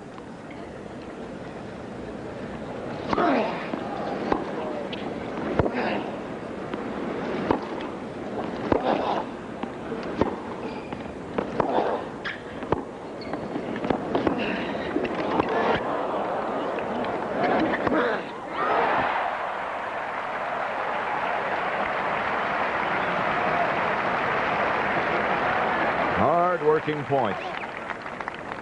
40-15. Becker really got caught out of position, though. Here he is trying to defend the net. Look where he got trapped. A couple of feet beyond the service box. Can't do that against Agassi's pace and his preparation. Gave up that short ball, and Agassi once again smothered it. 40-15. Agassi leads 4-3. Second game, second set.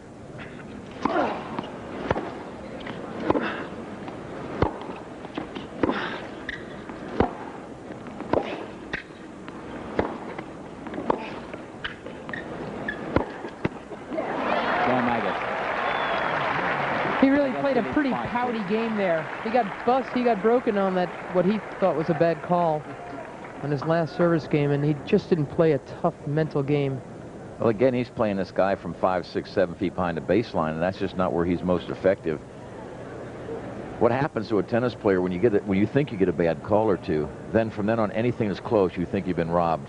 And that just works on your mind, and you got to just get rid of that. You got to just forget it. I don't think there's any question, but what he let down after that tough first set. When this one started, the intensity was not the same level.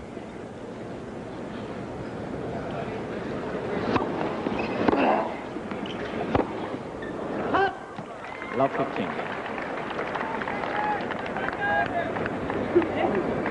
In the unforced error department, Becker has had 19 of them on his backhand. And again, to me, that means he's trying to do too much from the baseline with that shot. Yeah, but so often this guy manufactures crises for himself just to feel creative or alive. Yeah. He's got himself one.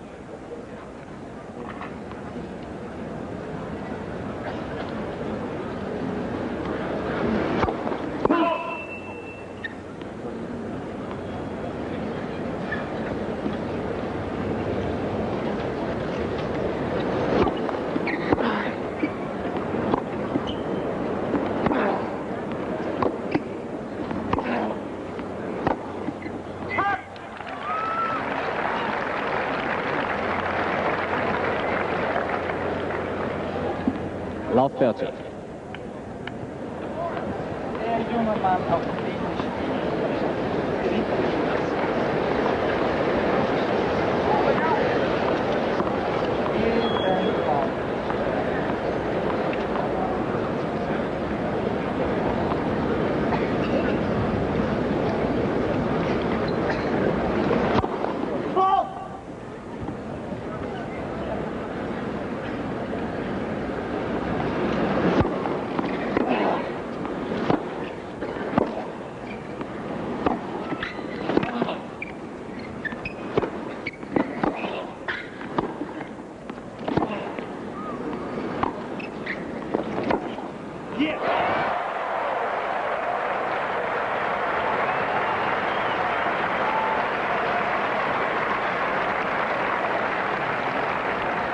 Love 40.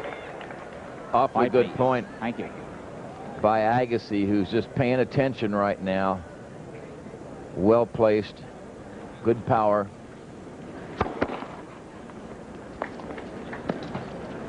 Set point for Agassi. Love 40.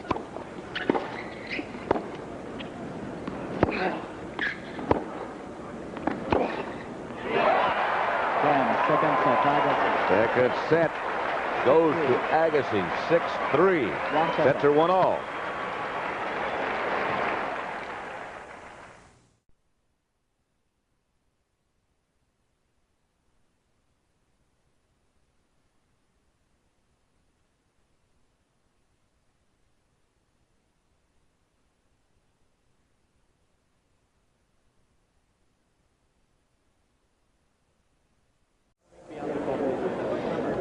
The George Washington Bridge, the Hudson River, New Jersey on the other side, as seen from the Fuji blimp, piloted today by Mary Gale Sink, co-piloted by Gary Fabian.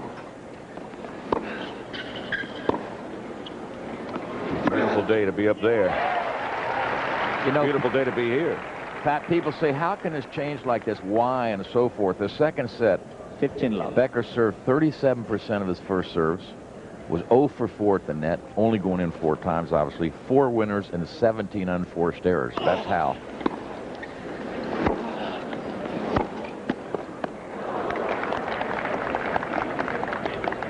Love. Sets are 1-all. The men's semifinal. Becker against Agassi.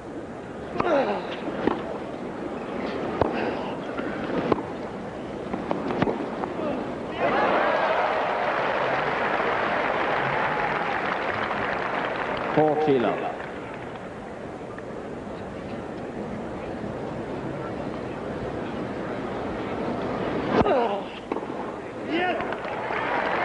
Agassi. Very First game, effective. felt set. Agassi wins the first game of the third set.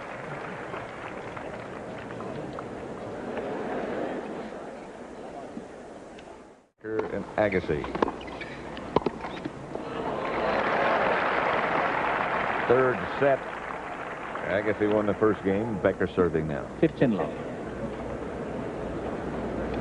Think he's going to start coming in now? Yeah, it's just like I don't want to whip a dead horse, but I think if Boris doesn't start coming in more, he's going to really put himself in a hole.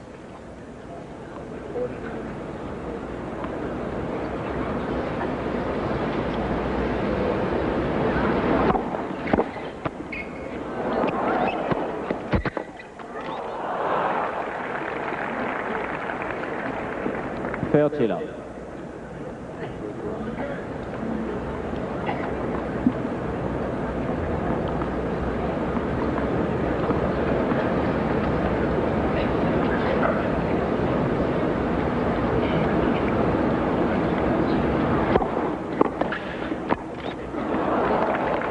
Fertila, 15.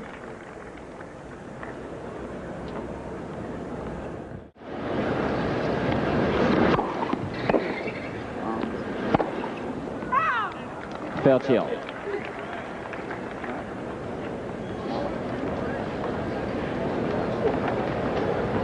So the difference first serve, second serve percentage-wise.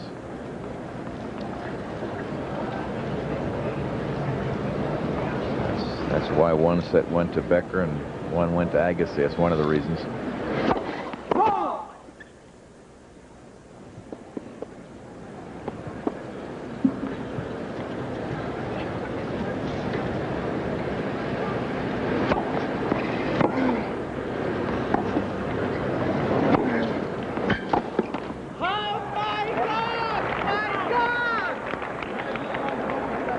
Watch it tonight on the TV. 30, 40. We don't have a highlight show tonight, I don't think. Can't watch it on TV. He said that before in these last 2 weeks. I'm not used to seeing him bark at the umpires. This will not endear him to the crowd if he keeps doing it either. They'll finally get on him a little bit. I don't even think it was close to being out either.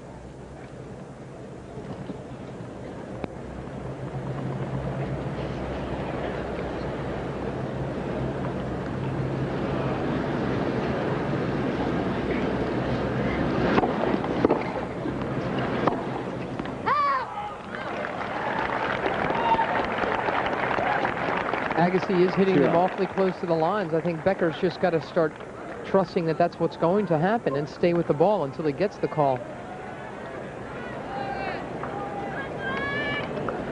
Obviously very upset as one Boris Becker.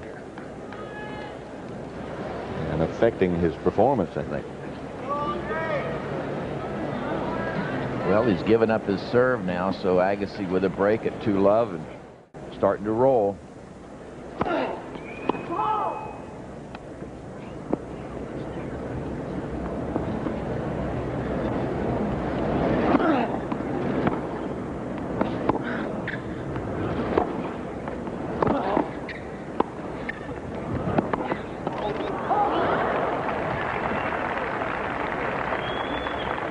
A reminder that tomorrow, here at the U.S. Open, the men's final.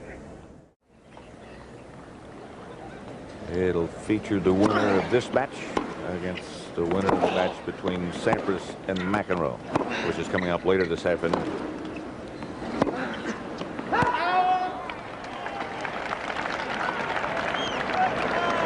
Love 30.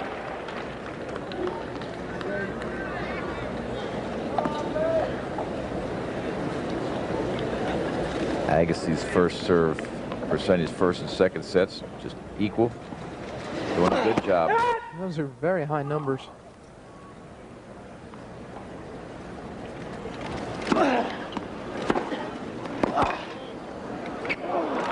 Love 40. Chance for Becker now to get back on serve.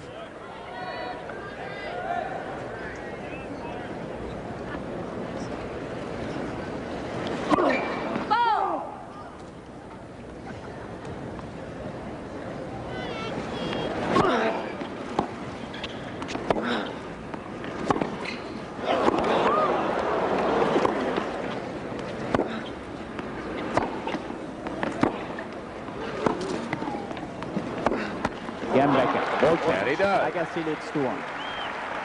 2-1 Agassi in the third set. Jan, you have to be a little concerned at the way Boris played in the second set, and maybe a little surprised how well he started.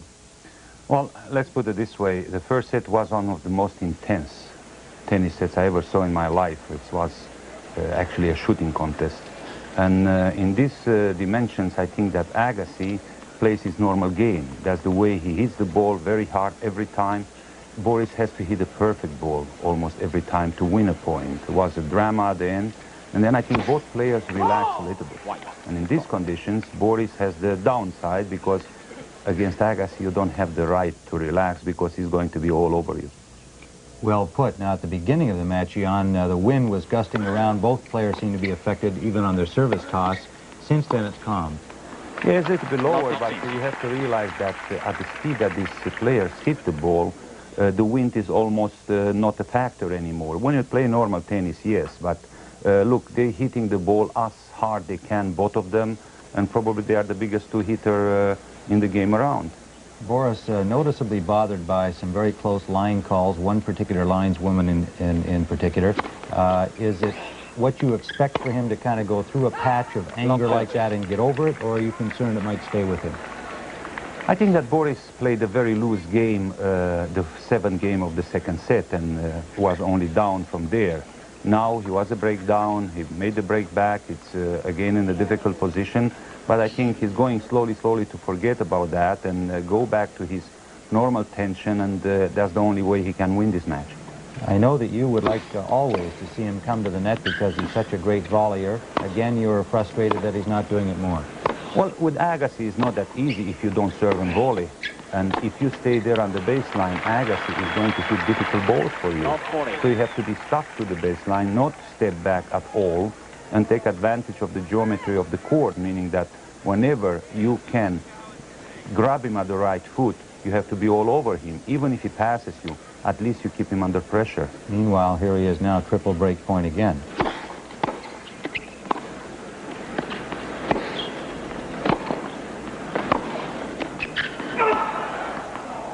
Got one of them back. 15-14. He seems to have dug himself several holes as the match has proceeded, and yet he seems to thrive on that. When you sit and watch him, do you still have the confidence that somehow he's going to pull it out? Well, Boris is a player that never stops to amaze you. You know, he comes out from any situation. I think that he has a very difficult match. I think that Andre is taking all the chances. If you look at him, he's staying on the baseline to return Boris' serve. And I wonder, wouldn't it be better Boris to serve much more straight to him than to try and serve left and right? Agassi is probably, after Jimmy Connors, the guy with the sight that can pick the ball right away when he gets from his opponent's racket. And that, I think, that makes his return so fast and so dangerous. So don't let him have a swing at it, try and jam him more. I mean, he has to get out of the way if that ball comes with 120 miles straight to him, doesn't he? Third break point. Two of them saved by Becker.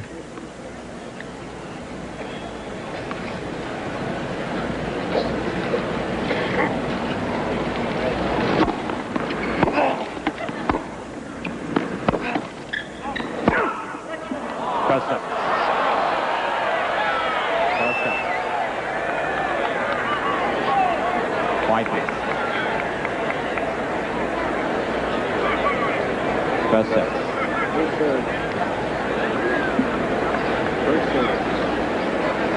Replaying the point. White is ladies and gentlemen. Thank you.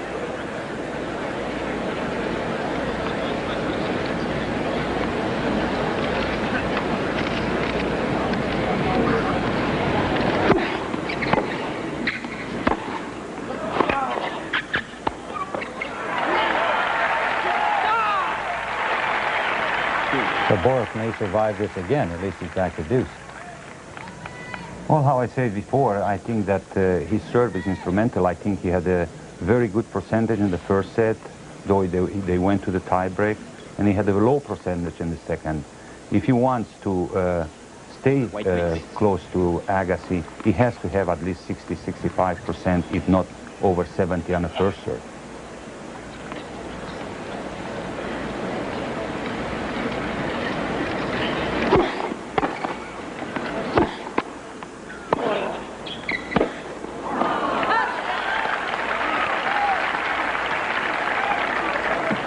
disadvantage Agassi. Becker's own special brand of brinkmanship. Is this the most critical game in this set? And could it indeed perhaps be in the match? Well, I think that if he's going to stay close to Agassi, by the end he's going to accelerate like he usually does, and he's going to make it. But he has to keep Agassi close. Even in second set, he could from 1-3 to come to 3-all. But then again, he played that loose game, and Agassi was gone. The beginning of the fourth set was the consequence of the end of the third set. But now he's back in the game, and I think that if he makes this game, then he's going to have a good fight in the third. He's instrumental, I think, for winning this match. The press asked Agassi if he was intimidated by Becker. He was shocked at the question and replied, of course, no.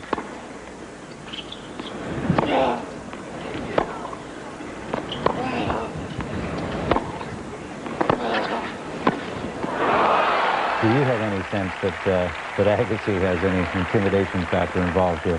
Well, I don't think so, because Agassi plays his own game. He doesn't change his game against anybody, so it's just a matter of tennis. This player played before. They are more or less the same age, both of them. They know what to expect one from another. They won against each other. They lost against each other. Of course, it's very important. It's the semifinal of the U.S. Open. You might have the winner of this match winning the U.S. Open. For Agassi, probably is more important than for Boris. But put it this way, Boris would like nothing more than to win this U.S. Open again. There's the break for Agassi. Let's look at that point again. Well played by Andre Agassi for a 3-1 lead here in the third. And Becker coming to the net this time, yeah. He's coming, but again, you see, that's the consequence. Or you put the volley good enough away, or if not, Agassi is going to put in that 2 square inches the ball next time, and you're gone. Okay. Thank you, Jan Tiriac, for joining us. I know you want to get back out there and watch it out on the court. Jan Tiriac, back to you, Pat, Tony, Mary. All right, Tim, thank you. Thank you, Ian. That's the situation right now. Sets are 1-all, but Agassi's up 3-1 in the third.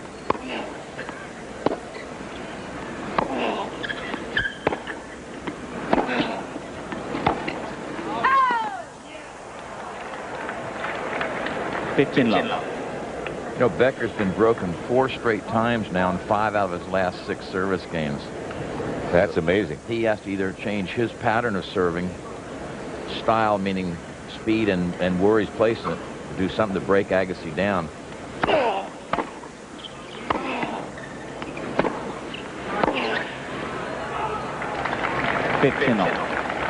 Sounded like a pretty good idea of Jan Tiriac's to jam him, go into the Agassi body. Yeah, I've always felt that's a serve that no one uses as much as they might, because the other player has to worry about getting out of the way and still making a stroke.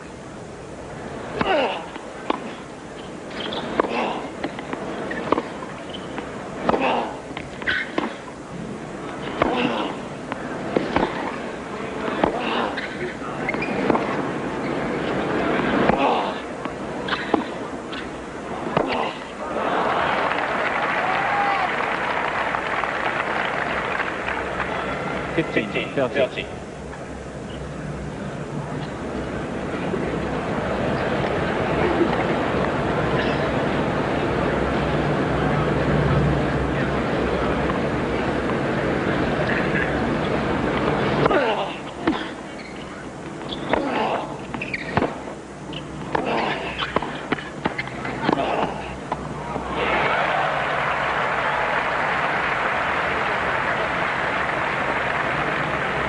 Two break points now for Becker. 15-40.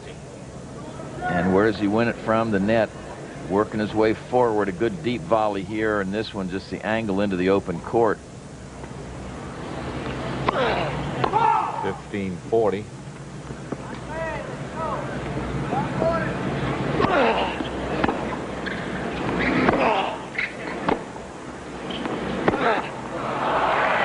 There's his break. Again, Becker.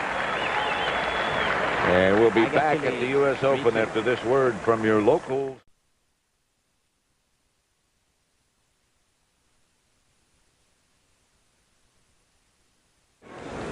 And now we're back at the stadium of the USTA's National Tennis Center. in Flushing Meadow, New York.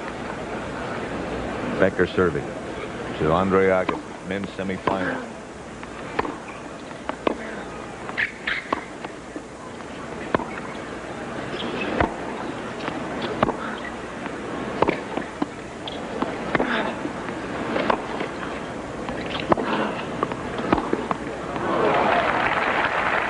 Let's go up on the top of the stadium to John Dockery. Love 15. Thank you, Pat. I'm high above the stadium with a former U.S. Open champion doing commentary for Scansat TV3.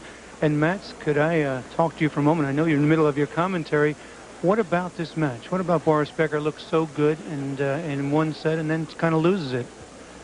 Well, I think the first set, I think Agassi was I thought Agassi was playing a little better than Boris did. I think just Boris won the important points.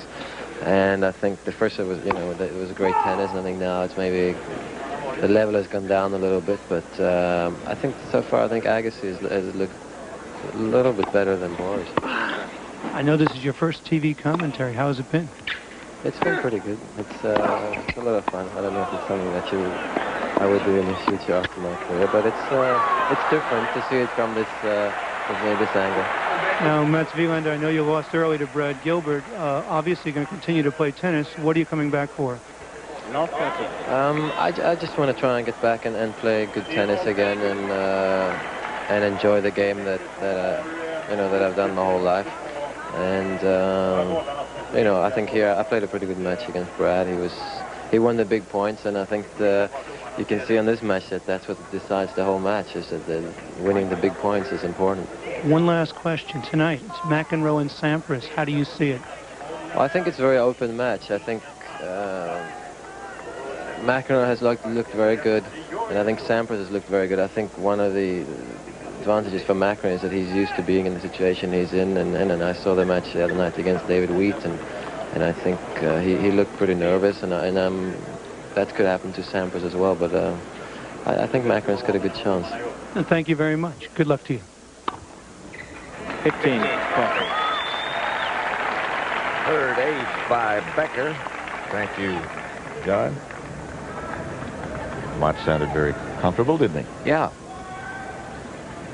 Like to see him rekindle the spirit and get back. He's a good guy, was a good champion, won 3 Grand Slams in 1 year.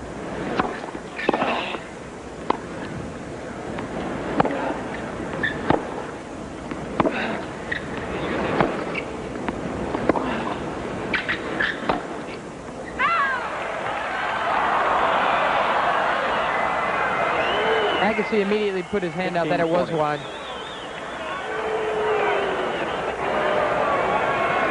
I've never seen Boris Becker this anxious on line call after line call after line call. He's starting to feel the pressure. And the people are going to get on his back, as we predicted earlier.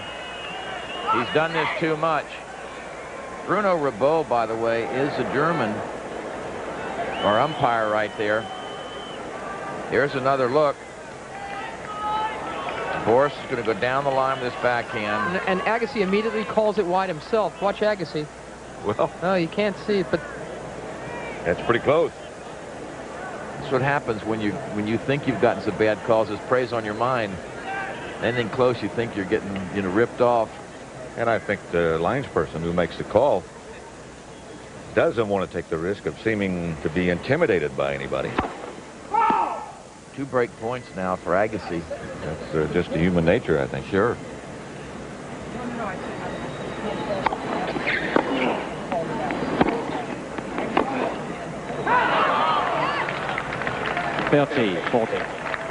Situation is the third set. Becker serving. Agassi still has a break point. Becker serving at 2-3. Sets are 1 apiece. We've had 4 breaks in this set. 4 straight breaks. That's remarkable.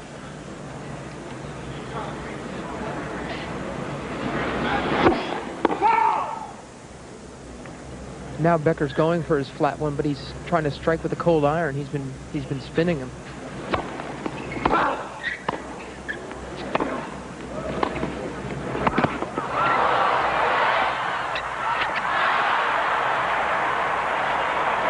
Look at Becker. He's still screaming. That was bad luck for Agassi because he was in a good volleying position. And if his volley doesn't catch the top of the net, he would have been in great shape. Right here, he closes in, tries to go down the line. Now he's on the defensive, real close to Becker. And Becker fakes it. Cross-court goes down the line. And then Becker just screams at that lines person again. Deuce.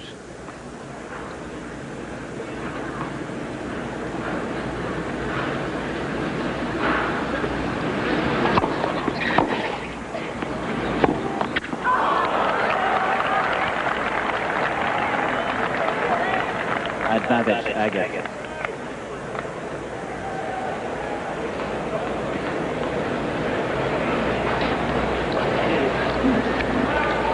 He should really be most frustrated at himself. Sure. This is the price you pay, I think, for being as drama-prone as Becker is.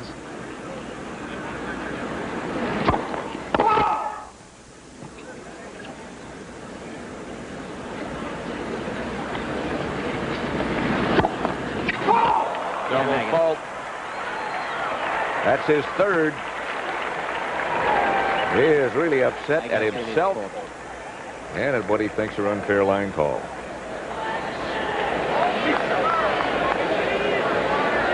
Quite thinking. I think this is also perhaps a byproduct of not being real coachable. You know, he's a strong-willed guy, and the people in his camp have tried to talk him into playing a different style than he's playing, and he's paying the price.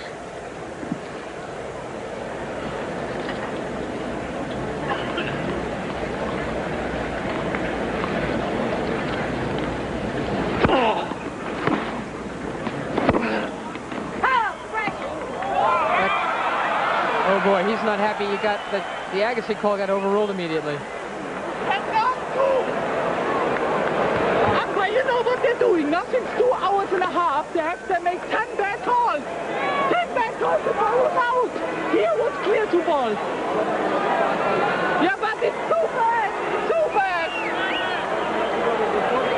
Yeah, so what are we doing now with that call? Yeah, but I mean, what are they doing? What are they doing? What is it here? So we make 2 balls now. No, we can't because it's... Yeah, but I didn't say stick out. I didn't play. I know, it's the same. So now the same time. So, Boris, you have to play. Just do it. Boris, let's go.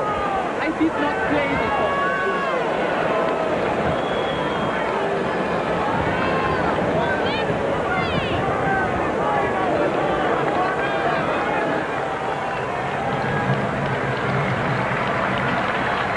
Shot again. This shot here got overruled. Becker said he didn't play the ball, so he wants 2 balls played. Bruno Rabot disagrees. He says we're not going to play 2 on that, even though it was an overrule, because it was a winner. Coach Bob Brett, there's the lineswoman who made an out call and quickly reversed it. Thank you.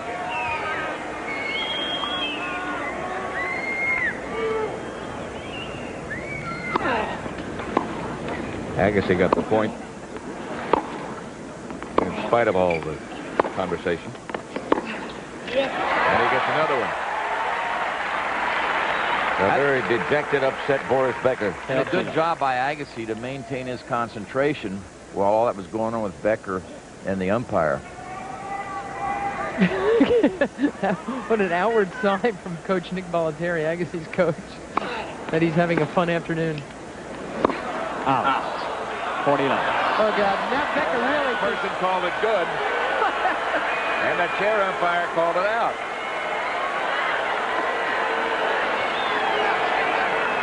Look at him. He's saying, you guys are killing me. You're killing me. He says, I'm not playing anymore.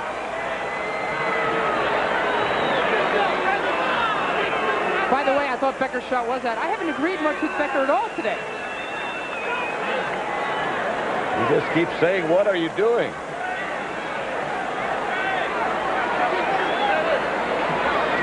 Here's a shot. I think it floated long. Watch where Andre's trying to hit it from. Yeah, I think that missed. Quiet, please. Thank you.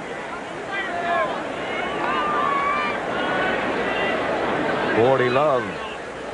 Chance for a 5-2 lead in the third.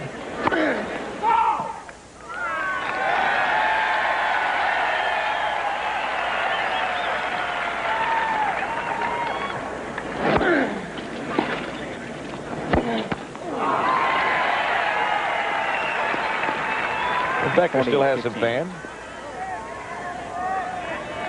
You know, I think there's something we need to point out also is that the lines people are rotated after a certain amount of time. So it's not the same person all the time. No, when it's down that same sideline, don't get the impression that that same person's been there the whole time.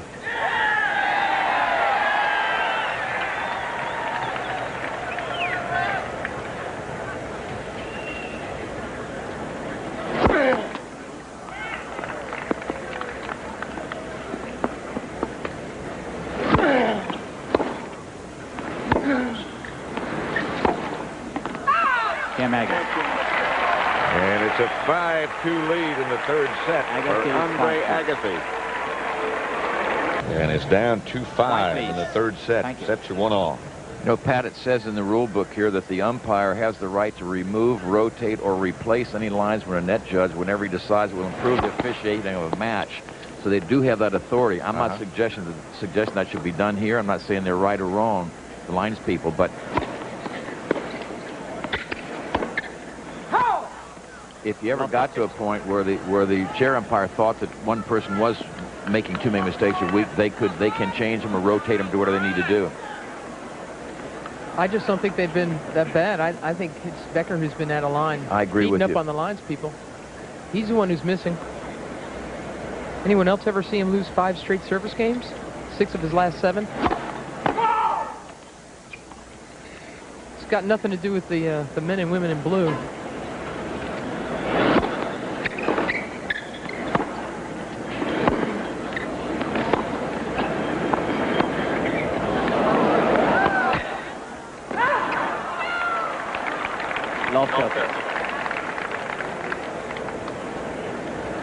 Whatever the case might be, he better get himself back together. Exactly.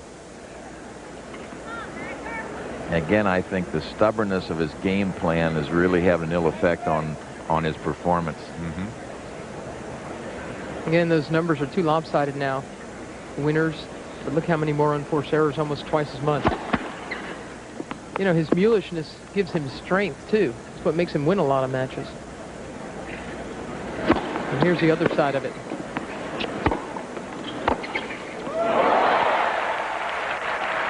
I just love the way Andre Agassi has weathered all of this. The controversies, the firestorms that Becker's thrown up. He's just stayed the course so true. His return game continues to dazzle. Glistening sequences of winners from Andre Agassi.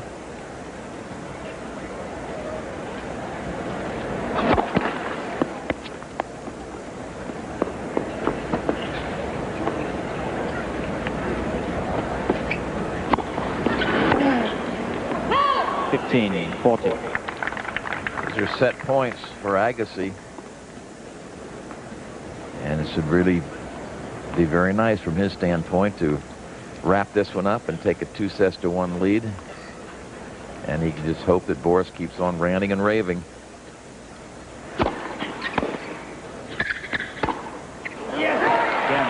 Agassi. 6-2. Agassi leads by 2-2. A very mature match that Andre Agassi is putting together after what could have been a devastating first set tiebreak loss. He's won the next 2 easily. I don't know about you, but Mary just gave me a new word. Mulishness. Yes. I know what you mean.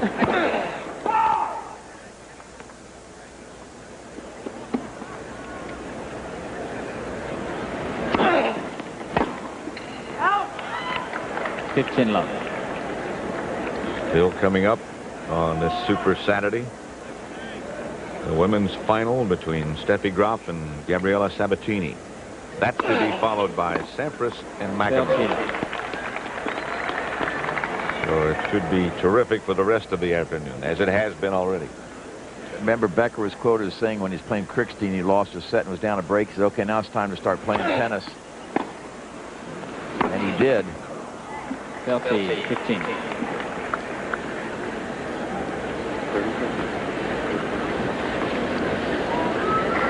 2 hours and 29 minutes they've been at it.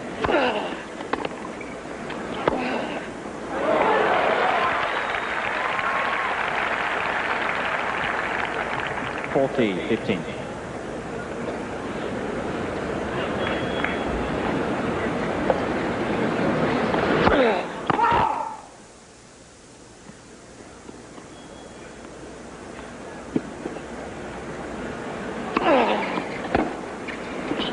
Game Agassi. First game, 4th set.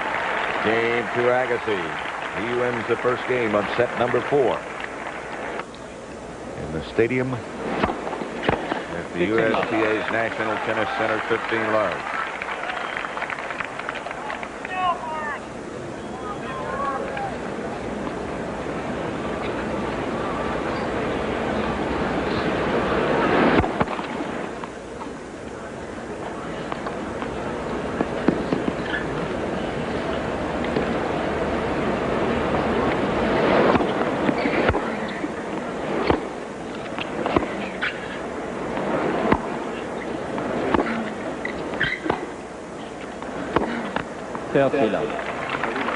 College football in full swing. Pitt 15-0 over Boston College. Pitt ranked number 17. Penn State over Texas 7-6 in the second quarter. Tennessee over Mississippi State 10-7. Without their star tailback. New coach at Pitt, huh? Paul Hackett, good friend.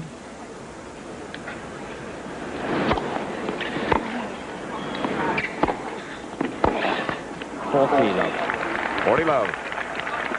Our season premiere here on CBS next Saturday. Pitt against Oklahoma. And Michigan against Notre Dame at 8 o'clock Eastern Time. 9, I'm sorry.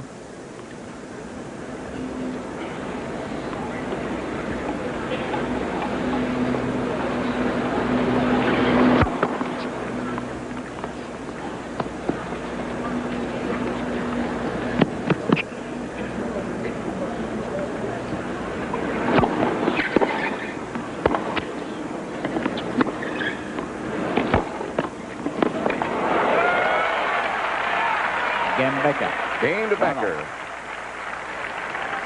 1-all. 4th set. Agassi leads 2-1.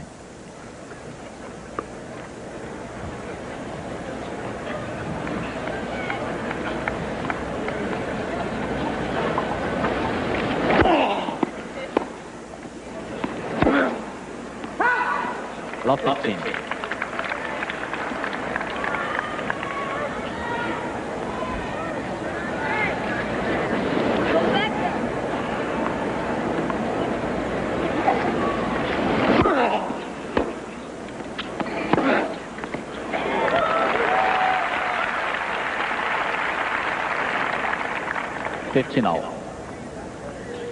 That last game was the first time Becker's held his serve in 7 service games. Very uncharacteristic. Almost something you couldn't believe. Yeah. Maybe on a clay court, but certainly not on the speed of this court. 30-15.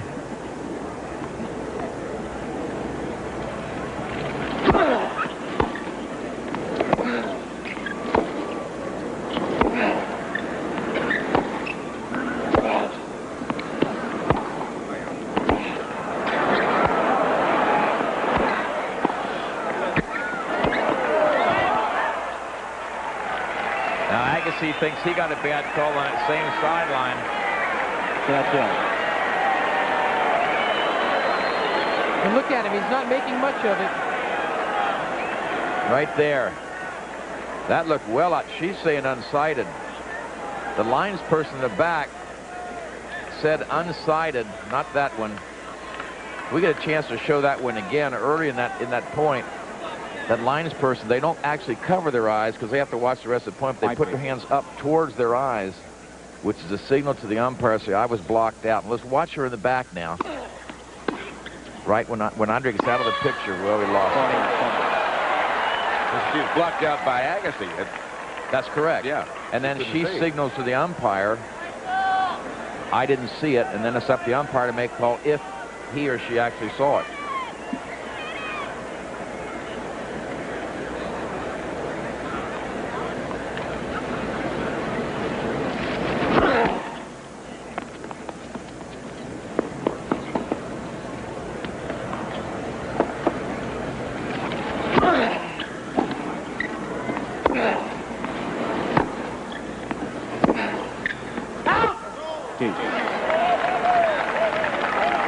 Go back and look at that controversial point again. And watch the line person behind Agassi now. Once he hits the ball and moves out of the way, watch her hands. Watch where she places her hands. That says unsighted. I couldn't see it. I was blocked out. And then it's up to the umpire if, in fact, he thinks the ball's out to make the call.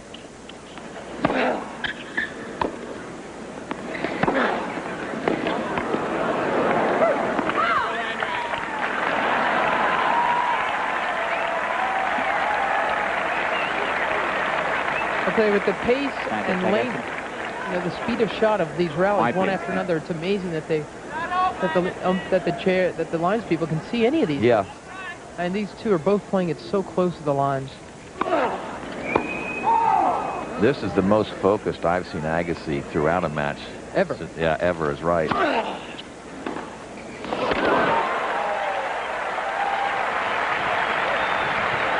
That one is pretty hard to focus on. Here's another look.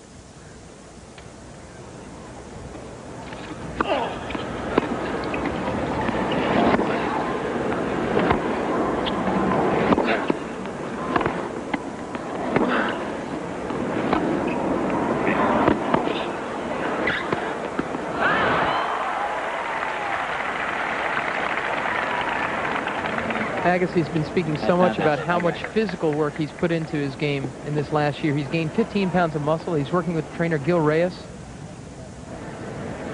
for the better part of this year. And it is paying dividends, not just physically. It gives him mental stamina as well. That's Gil Reyes, his strength coach. Holy cow, that's enough? It makes him play smarter tennis. He doesn't have to go for a shot so early. Doesn't have to conserve energy. Yeah, he'll keep a rally going. He'll keep the ball in the court better. And you can chase everything. Chase him down, exactly. You see, I'm as tough as he is. I can stay there as long as it takes. That helps you mentally for sure.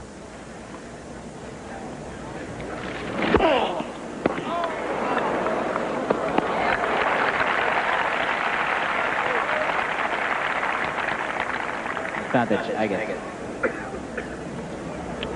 1-1 in the fourth set. Agassi up 2-1.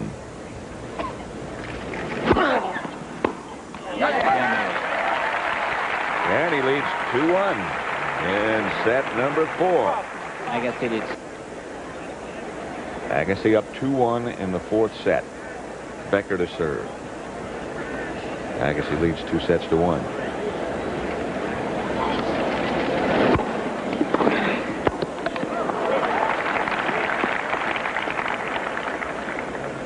Sends you once again to John Dockery. Yes, Pat, I'm with Nick Bollettieri, Andre Agassi's coach. And what did the first set tell you about Andre? He loses in a real tough situation, yet he's able to come back.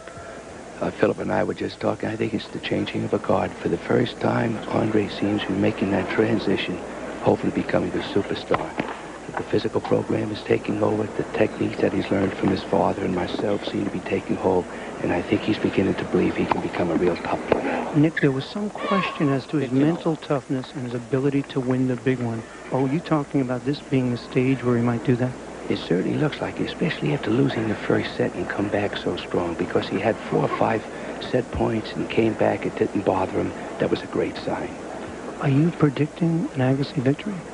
The last time I predicted an Agassi victory in my mind was at the Davis Cup when we came behind at 5. It's looking good, but I'm afraid. You know, Tony and Pat were talking about There's another beautiful lob. They were talking about Andre being incredibly focused. Well, if you notice today, when he came out, he didn't even wait to the crowd, John. He just took a seat, and he came to battle. We talked a little bit about a game plan of getting a lot of first serves in, not being impatient, and taking advantage of Becker's second serve, because if his first serve isn't going in, you got to attack the second serve. Okay, thank you, Nick. Pat? All right, John, thank you.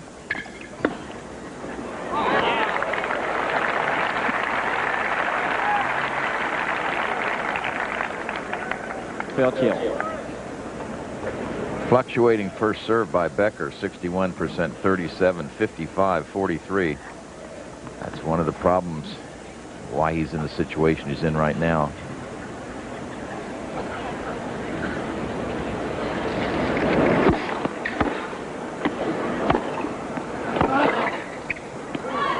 No, that's just not good enough against a player who returns as well as Agassi. That's right.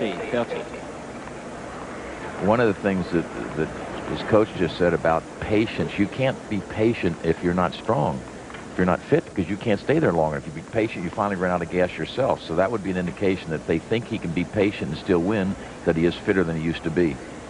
It's hard to be patient when the tank is empty. Ball change. 2-2. It's also hard to have a breakout win, as Nick Bollettieri was suggesting. This could be against a man like Boris Becker, who's so good in these conditions. That really would, to my mind, that would be a breakout win for Andre.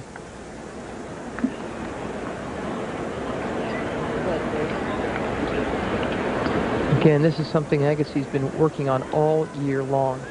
It's one of the reasons he says he skips Wimbledon, which still, to my mind, isn't reason enough. He thinks this is as big as it gets. He's playing like it.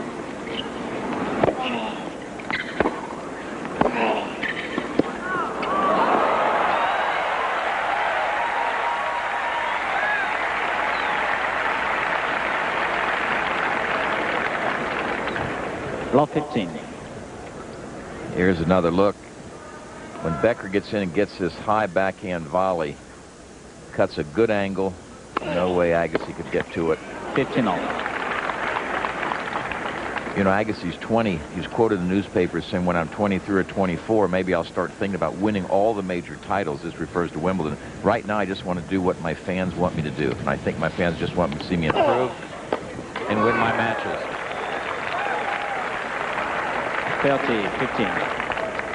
They want to see more than that. They want Agassi to be a winner. Of course they do. He's got to know that by now. And I think deep down, that's what he really wants, too. He wants to prove that he can play with anybody on any surface.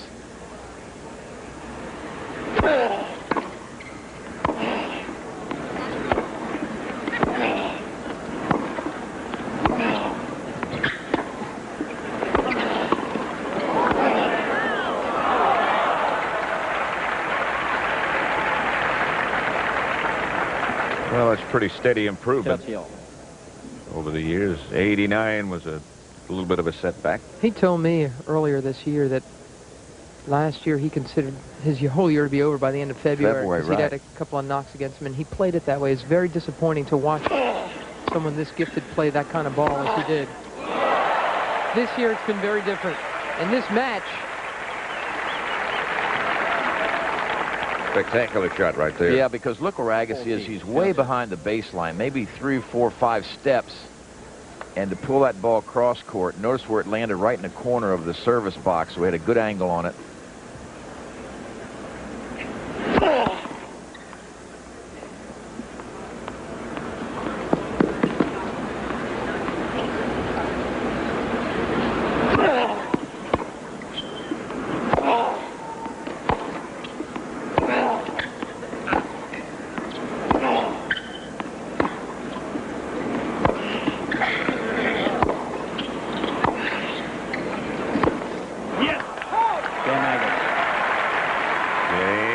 He leads 3-2 in the fourth.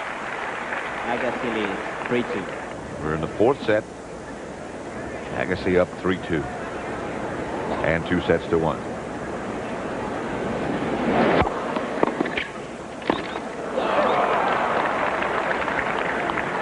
Well, it would be hard to say. It's what you expected, I think. Well, it's interesting to watch Becker now. To me, he's minding his P's and Q's. He's in trouble, down 2-1. The question is, has he waited too long to start really paying attention and attacking? I asked Mary Carrillo the same question. It's not what you expected. Actually, oddly enough, Really? I picked him. I picked Agassi to win this one. But, of course, that would only suggest to anybody that it was going to be Becker's win. I mean, I just knew how important this was to Agassi. It's not over yet, unfortunately. This is where Becker shines. But, you know, when we were speaking of Andre just the other game, I think for a while he tried to live out his second year, his sophomore year, loosely, you know, and just playing to the crowds, not worrying about winning. But he knows now more than anyone. I mean, there is an implied deadline for him to get his career in order, and I think he's doing a good job of that today. He's still very young. I'm not saying he has to do it here. Sure would be nice for him.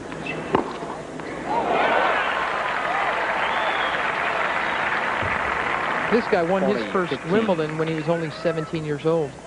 Others have taken longer. Ivan Lendl didn't win his first till he was 21 when he finally won the French in '84.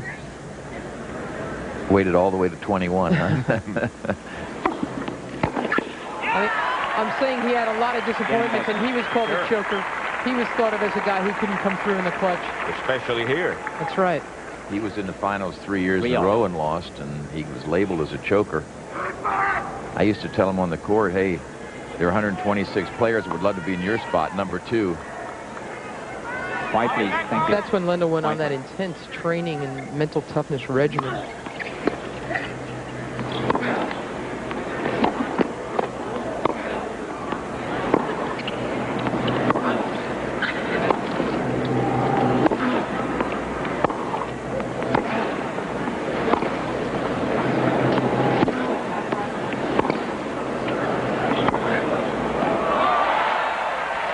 Awfully good.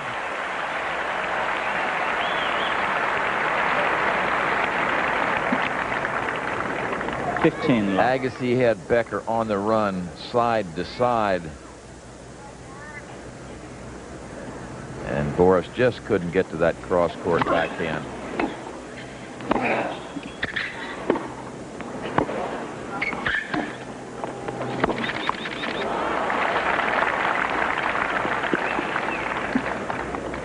You know, even Becker worried that he was an imposter when he won his first Wimbledon. It was only when he secured his second in a row the very next year and then finally won this last year that he thought he was legitimate.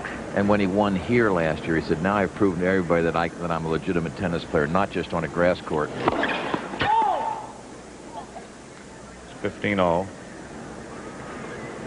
We're 3-all in the fourth set.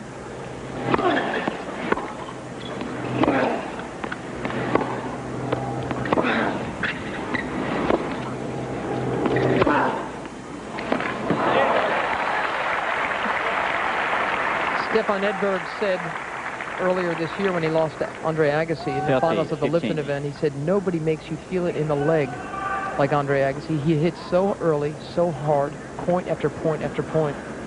Becker looked tired on that last one. He did.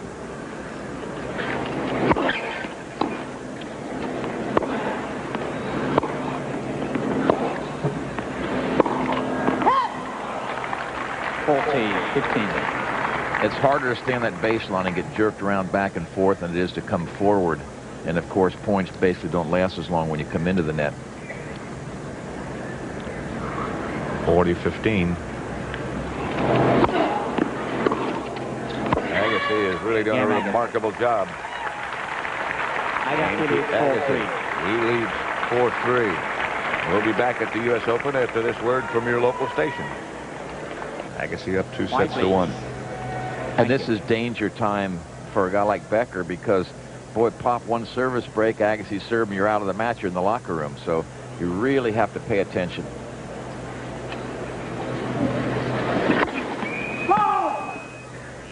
.112 that serves. Becker's starting to go after his first serve a little bit more this last couple of games. He's up to 6 aces now. Lost 15. That's his fourth double fault. That one wasn't even close.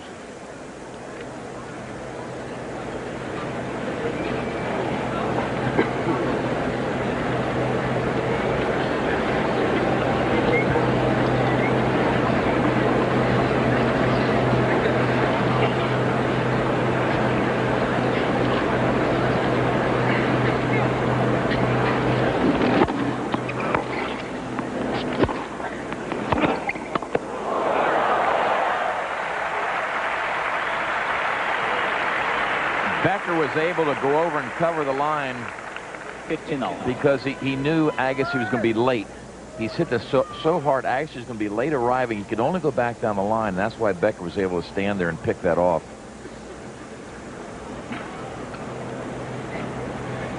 That's when you made a good approach shot, when you eliminate some of your opponent's possibilities.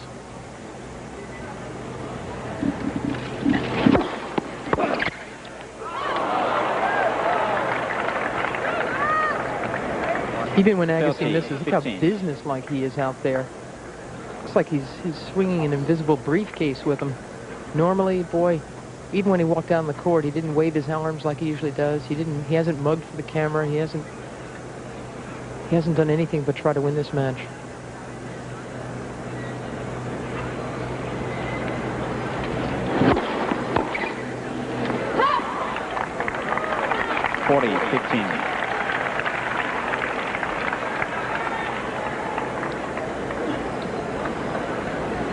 That's how McEnroe used to get when he played Borg. He cut away all the extraneous stuff, knowing he needed every single bit of himself to try to beat the guy. Speaking of McEnroe, we're going to see him later today. Yeah, against Sampras, the other semifinal.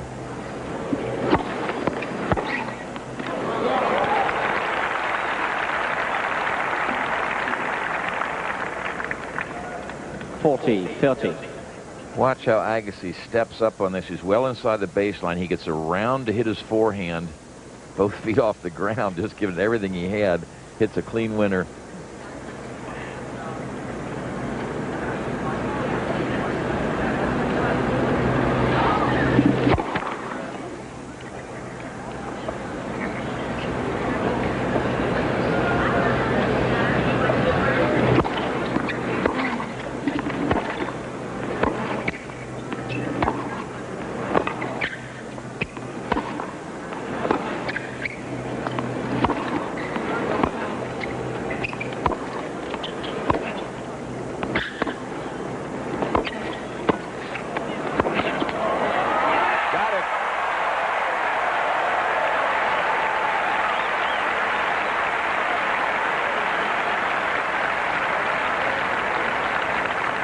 The two-hander down the line is what set up this thing right here. This stays nice and low. He wasn't trying to win it there. He's got Becker out of position, took it very early from inside the baseline and got it back before Becker could recover. Right there. This one is the finisher. Had he been behind the baseline for that one, Becker would have had time to get back in position. So a smart play by Agassi. Deuce. White, please. Thank you.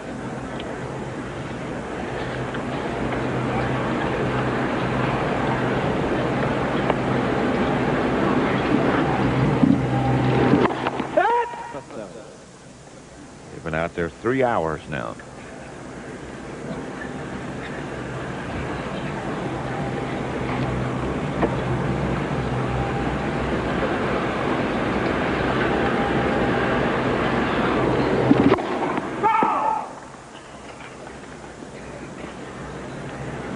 Though it was a fault, that was 115 miles an hour.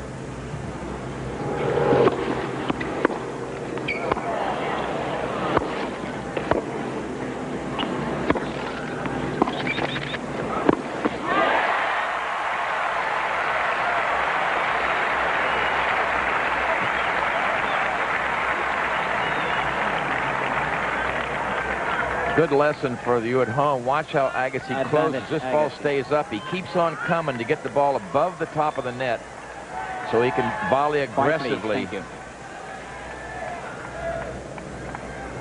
how close he was? Yeah, there's a break point.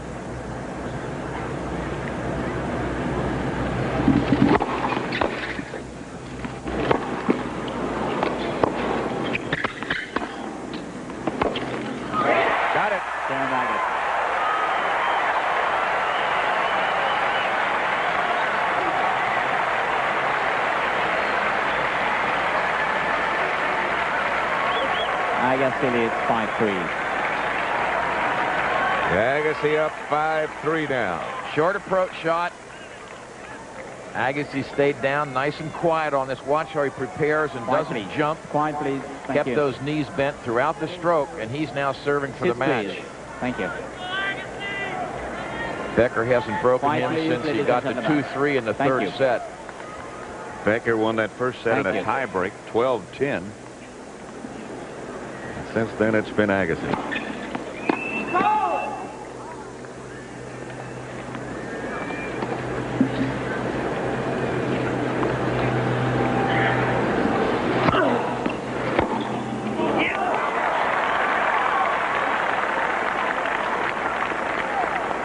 Love.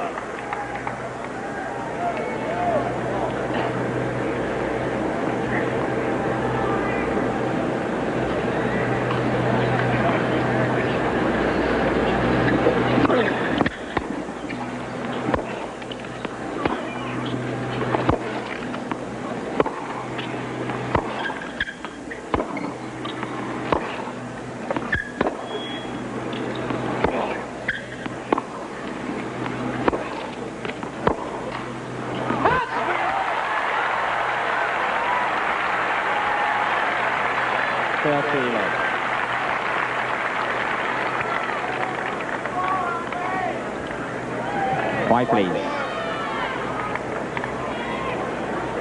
Quiet, please. Thank you.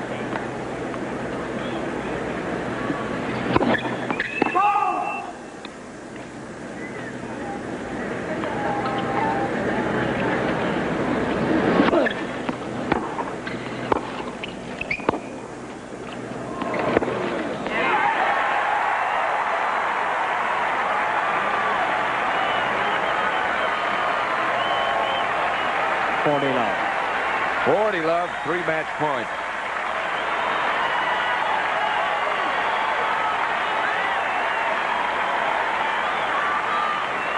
Quiet, please. Thank you.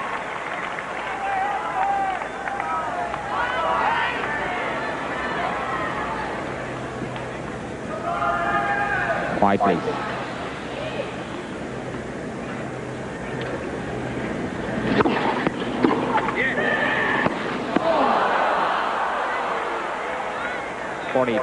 Ladies and gentlemen, please be quiet during the point. Thank you.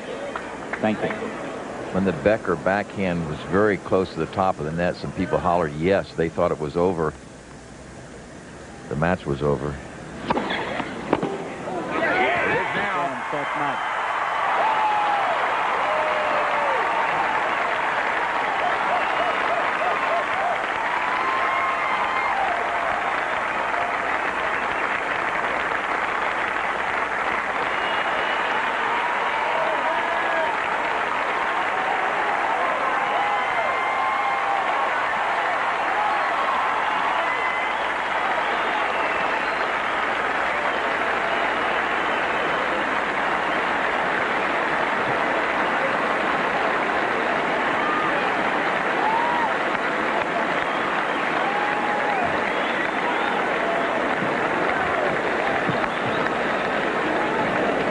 hours, 4 minutes. This was the winner. The good serve wide, the Becker forehand out.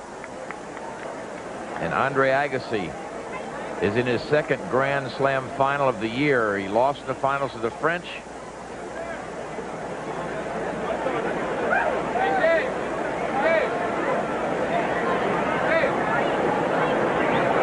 His brother Philip and his coach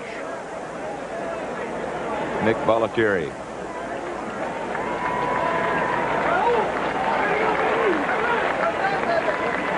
That is his father in an embrace with his son. And right now, let's send you down to Tim Ryan.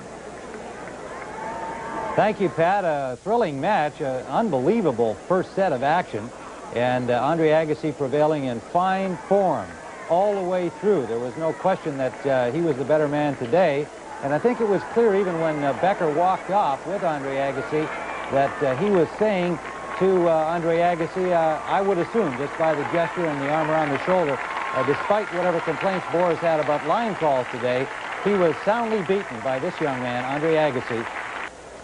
Andre, that was a brilliant performance from you. You must be feeling unbelievable right now. Yeah, I think it really goes unsaid. I've always said that this tournament means more to me than anything, and I've worked so hard for it all year, and I've really set up my summer schedule hoping to come here and perform well, and just coming in here and playing well, and win or lose, I just hitting the ball so well, I just feel great. How is it that that first set didn't knock the stuffing out of you after you had those set points and you came back so well? Yeah, well, I had so many set points, but I knew that it was on his mind that he has to work so hard to beat me that first set, and I knew if I could just keep that level of intensity, one of us was obviously not gonna make it, and you can look at that set two ways. Oh darn, I lost out. Now look how far down I am. Or you could say, hey, I'm really working on this guy's mind, and I felt like I wanted to keep him out here a long time, and it paid off for me. You obviously did work on Boris's mind. Have you ever seen him so crabby out there? He was reacting to the line calls, and you just stayed the course. Yeah, I sure did, but there was a lot of close line calls, and Boris hasn't been playing the greatest this week. I think he definitely picked up his game today, but he's been edgy a little bit here and there in most of his matches, and just seeing that out here definitely gave me more confidence. But it was still a question of me playing my tennis and not worrying about what he's doing. Andre, match points seemed like almost a religious experience to you when you finally won that. Can you talk about what it was like? Well, yeah, I don't know if anybody out there remembers me playing Becker in Germany. I was up 7-6, 7-6, 6-5 serving for it. I ended up losing the match. And coming here serving for the match, I was just saying, just stay cool, and just play your tennis. Just keep doing what got you here. And after I won the match, it wasn't so much a question of, yeah, I beat him. It was more a question of, it's over. And just a question of appreciation and just thankfulness. What did you say to him when it was all over? What did he say to you? I just tried saying, hey, good fight, man. And then he said, you played unbelievable, unbelievable. So you got to appreciate that sportsmanship. Well, he was right about that. Does this, can you get over this and be ready for tomorrow's final? That's what I came here for, Mary. I went to the French Open. I got to the finals. It was a disappointing but yet encouraging final. And, here I'm going to come out here tomorrow just shooting my guns. And, fortunately, the person in the finals on the other side is going to be just as excited to be there as me. Smile your smile. You deserve it. Well done, Andre. Thank you. Back to you, Tim. 20-year-old Andre Agassi has shown plenty of potential since his junior days, and he has realized it here at the U.S. Open. He'll be shooting his guns indeed tomorrow at the winner of the John McEnroe-Pete Sampras match. That follows later today. Next from the U.S. Open will be the women's championship match, Steffi Graf and Gabriela Sabatini. That should be outstanding tennis. And just ahead,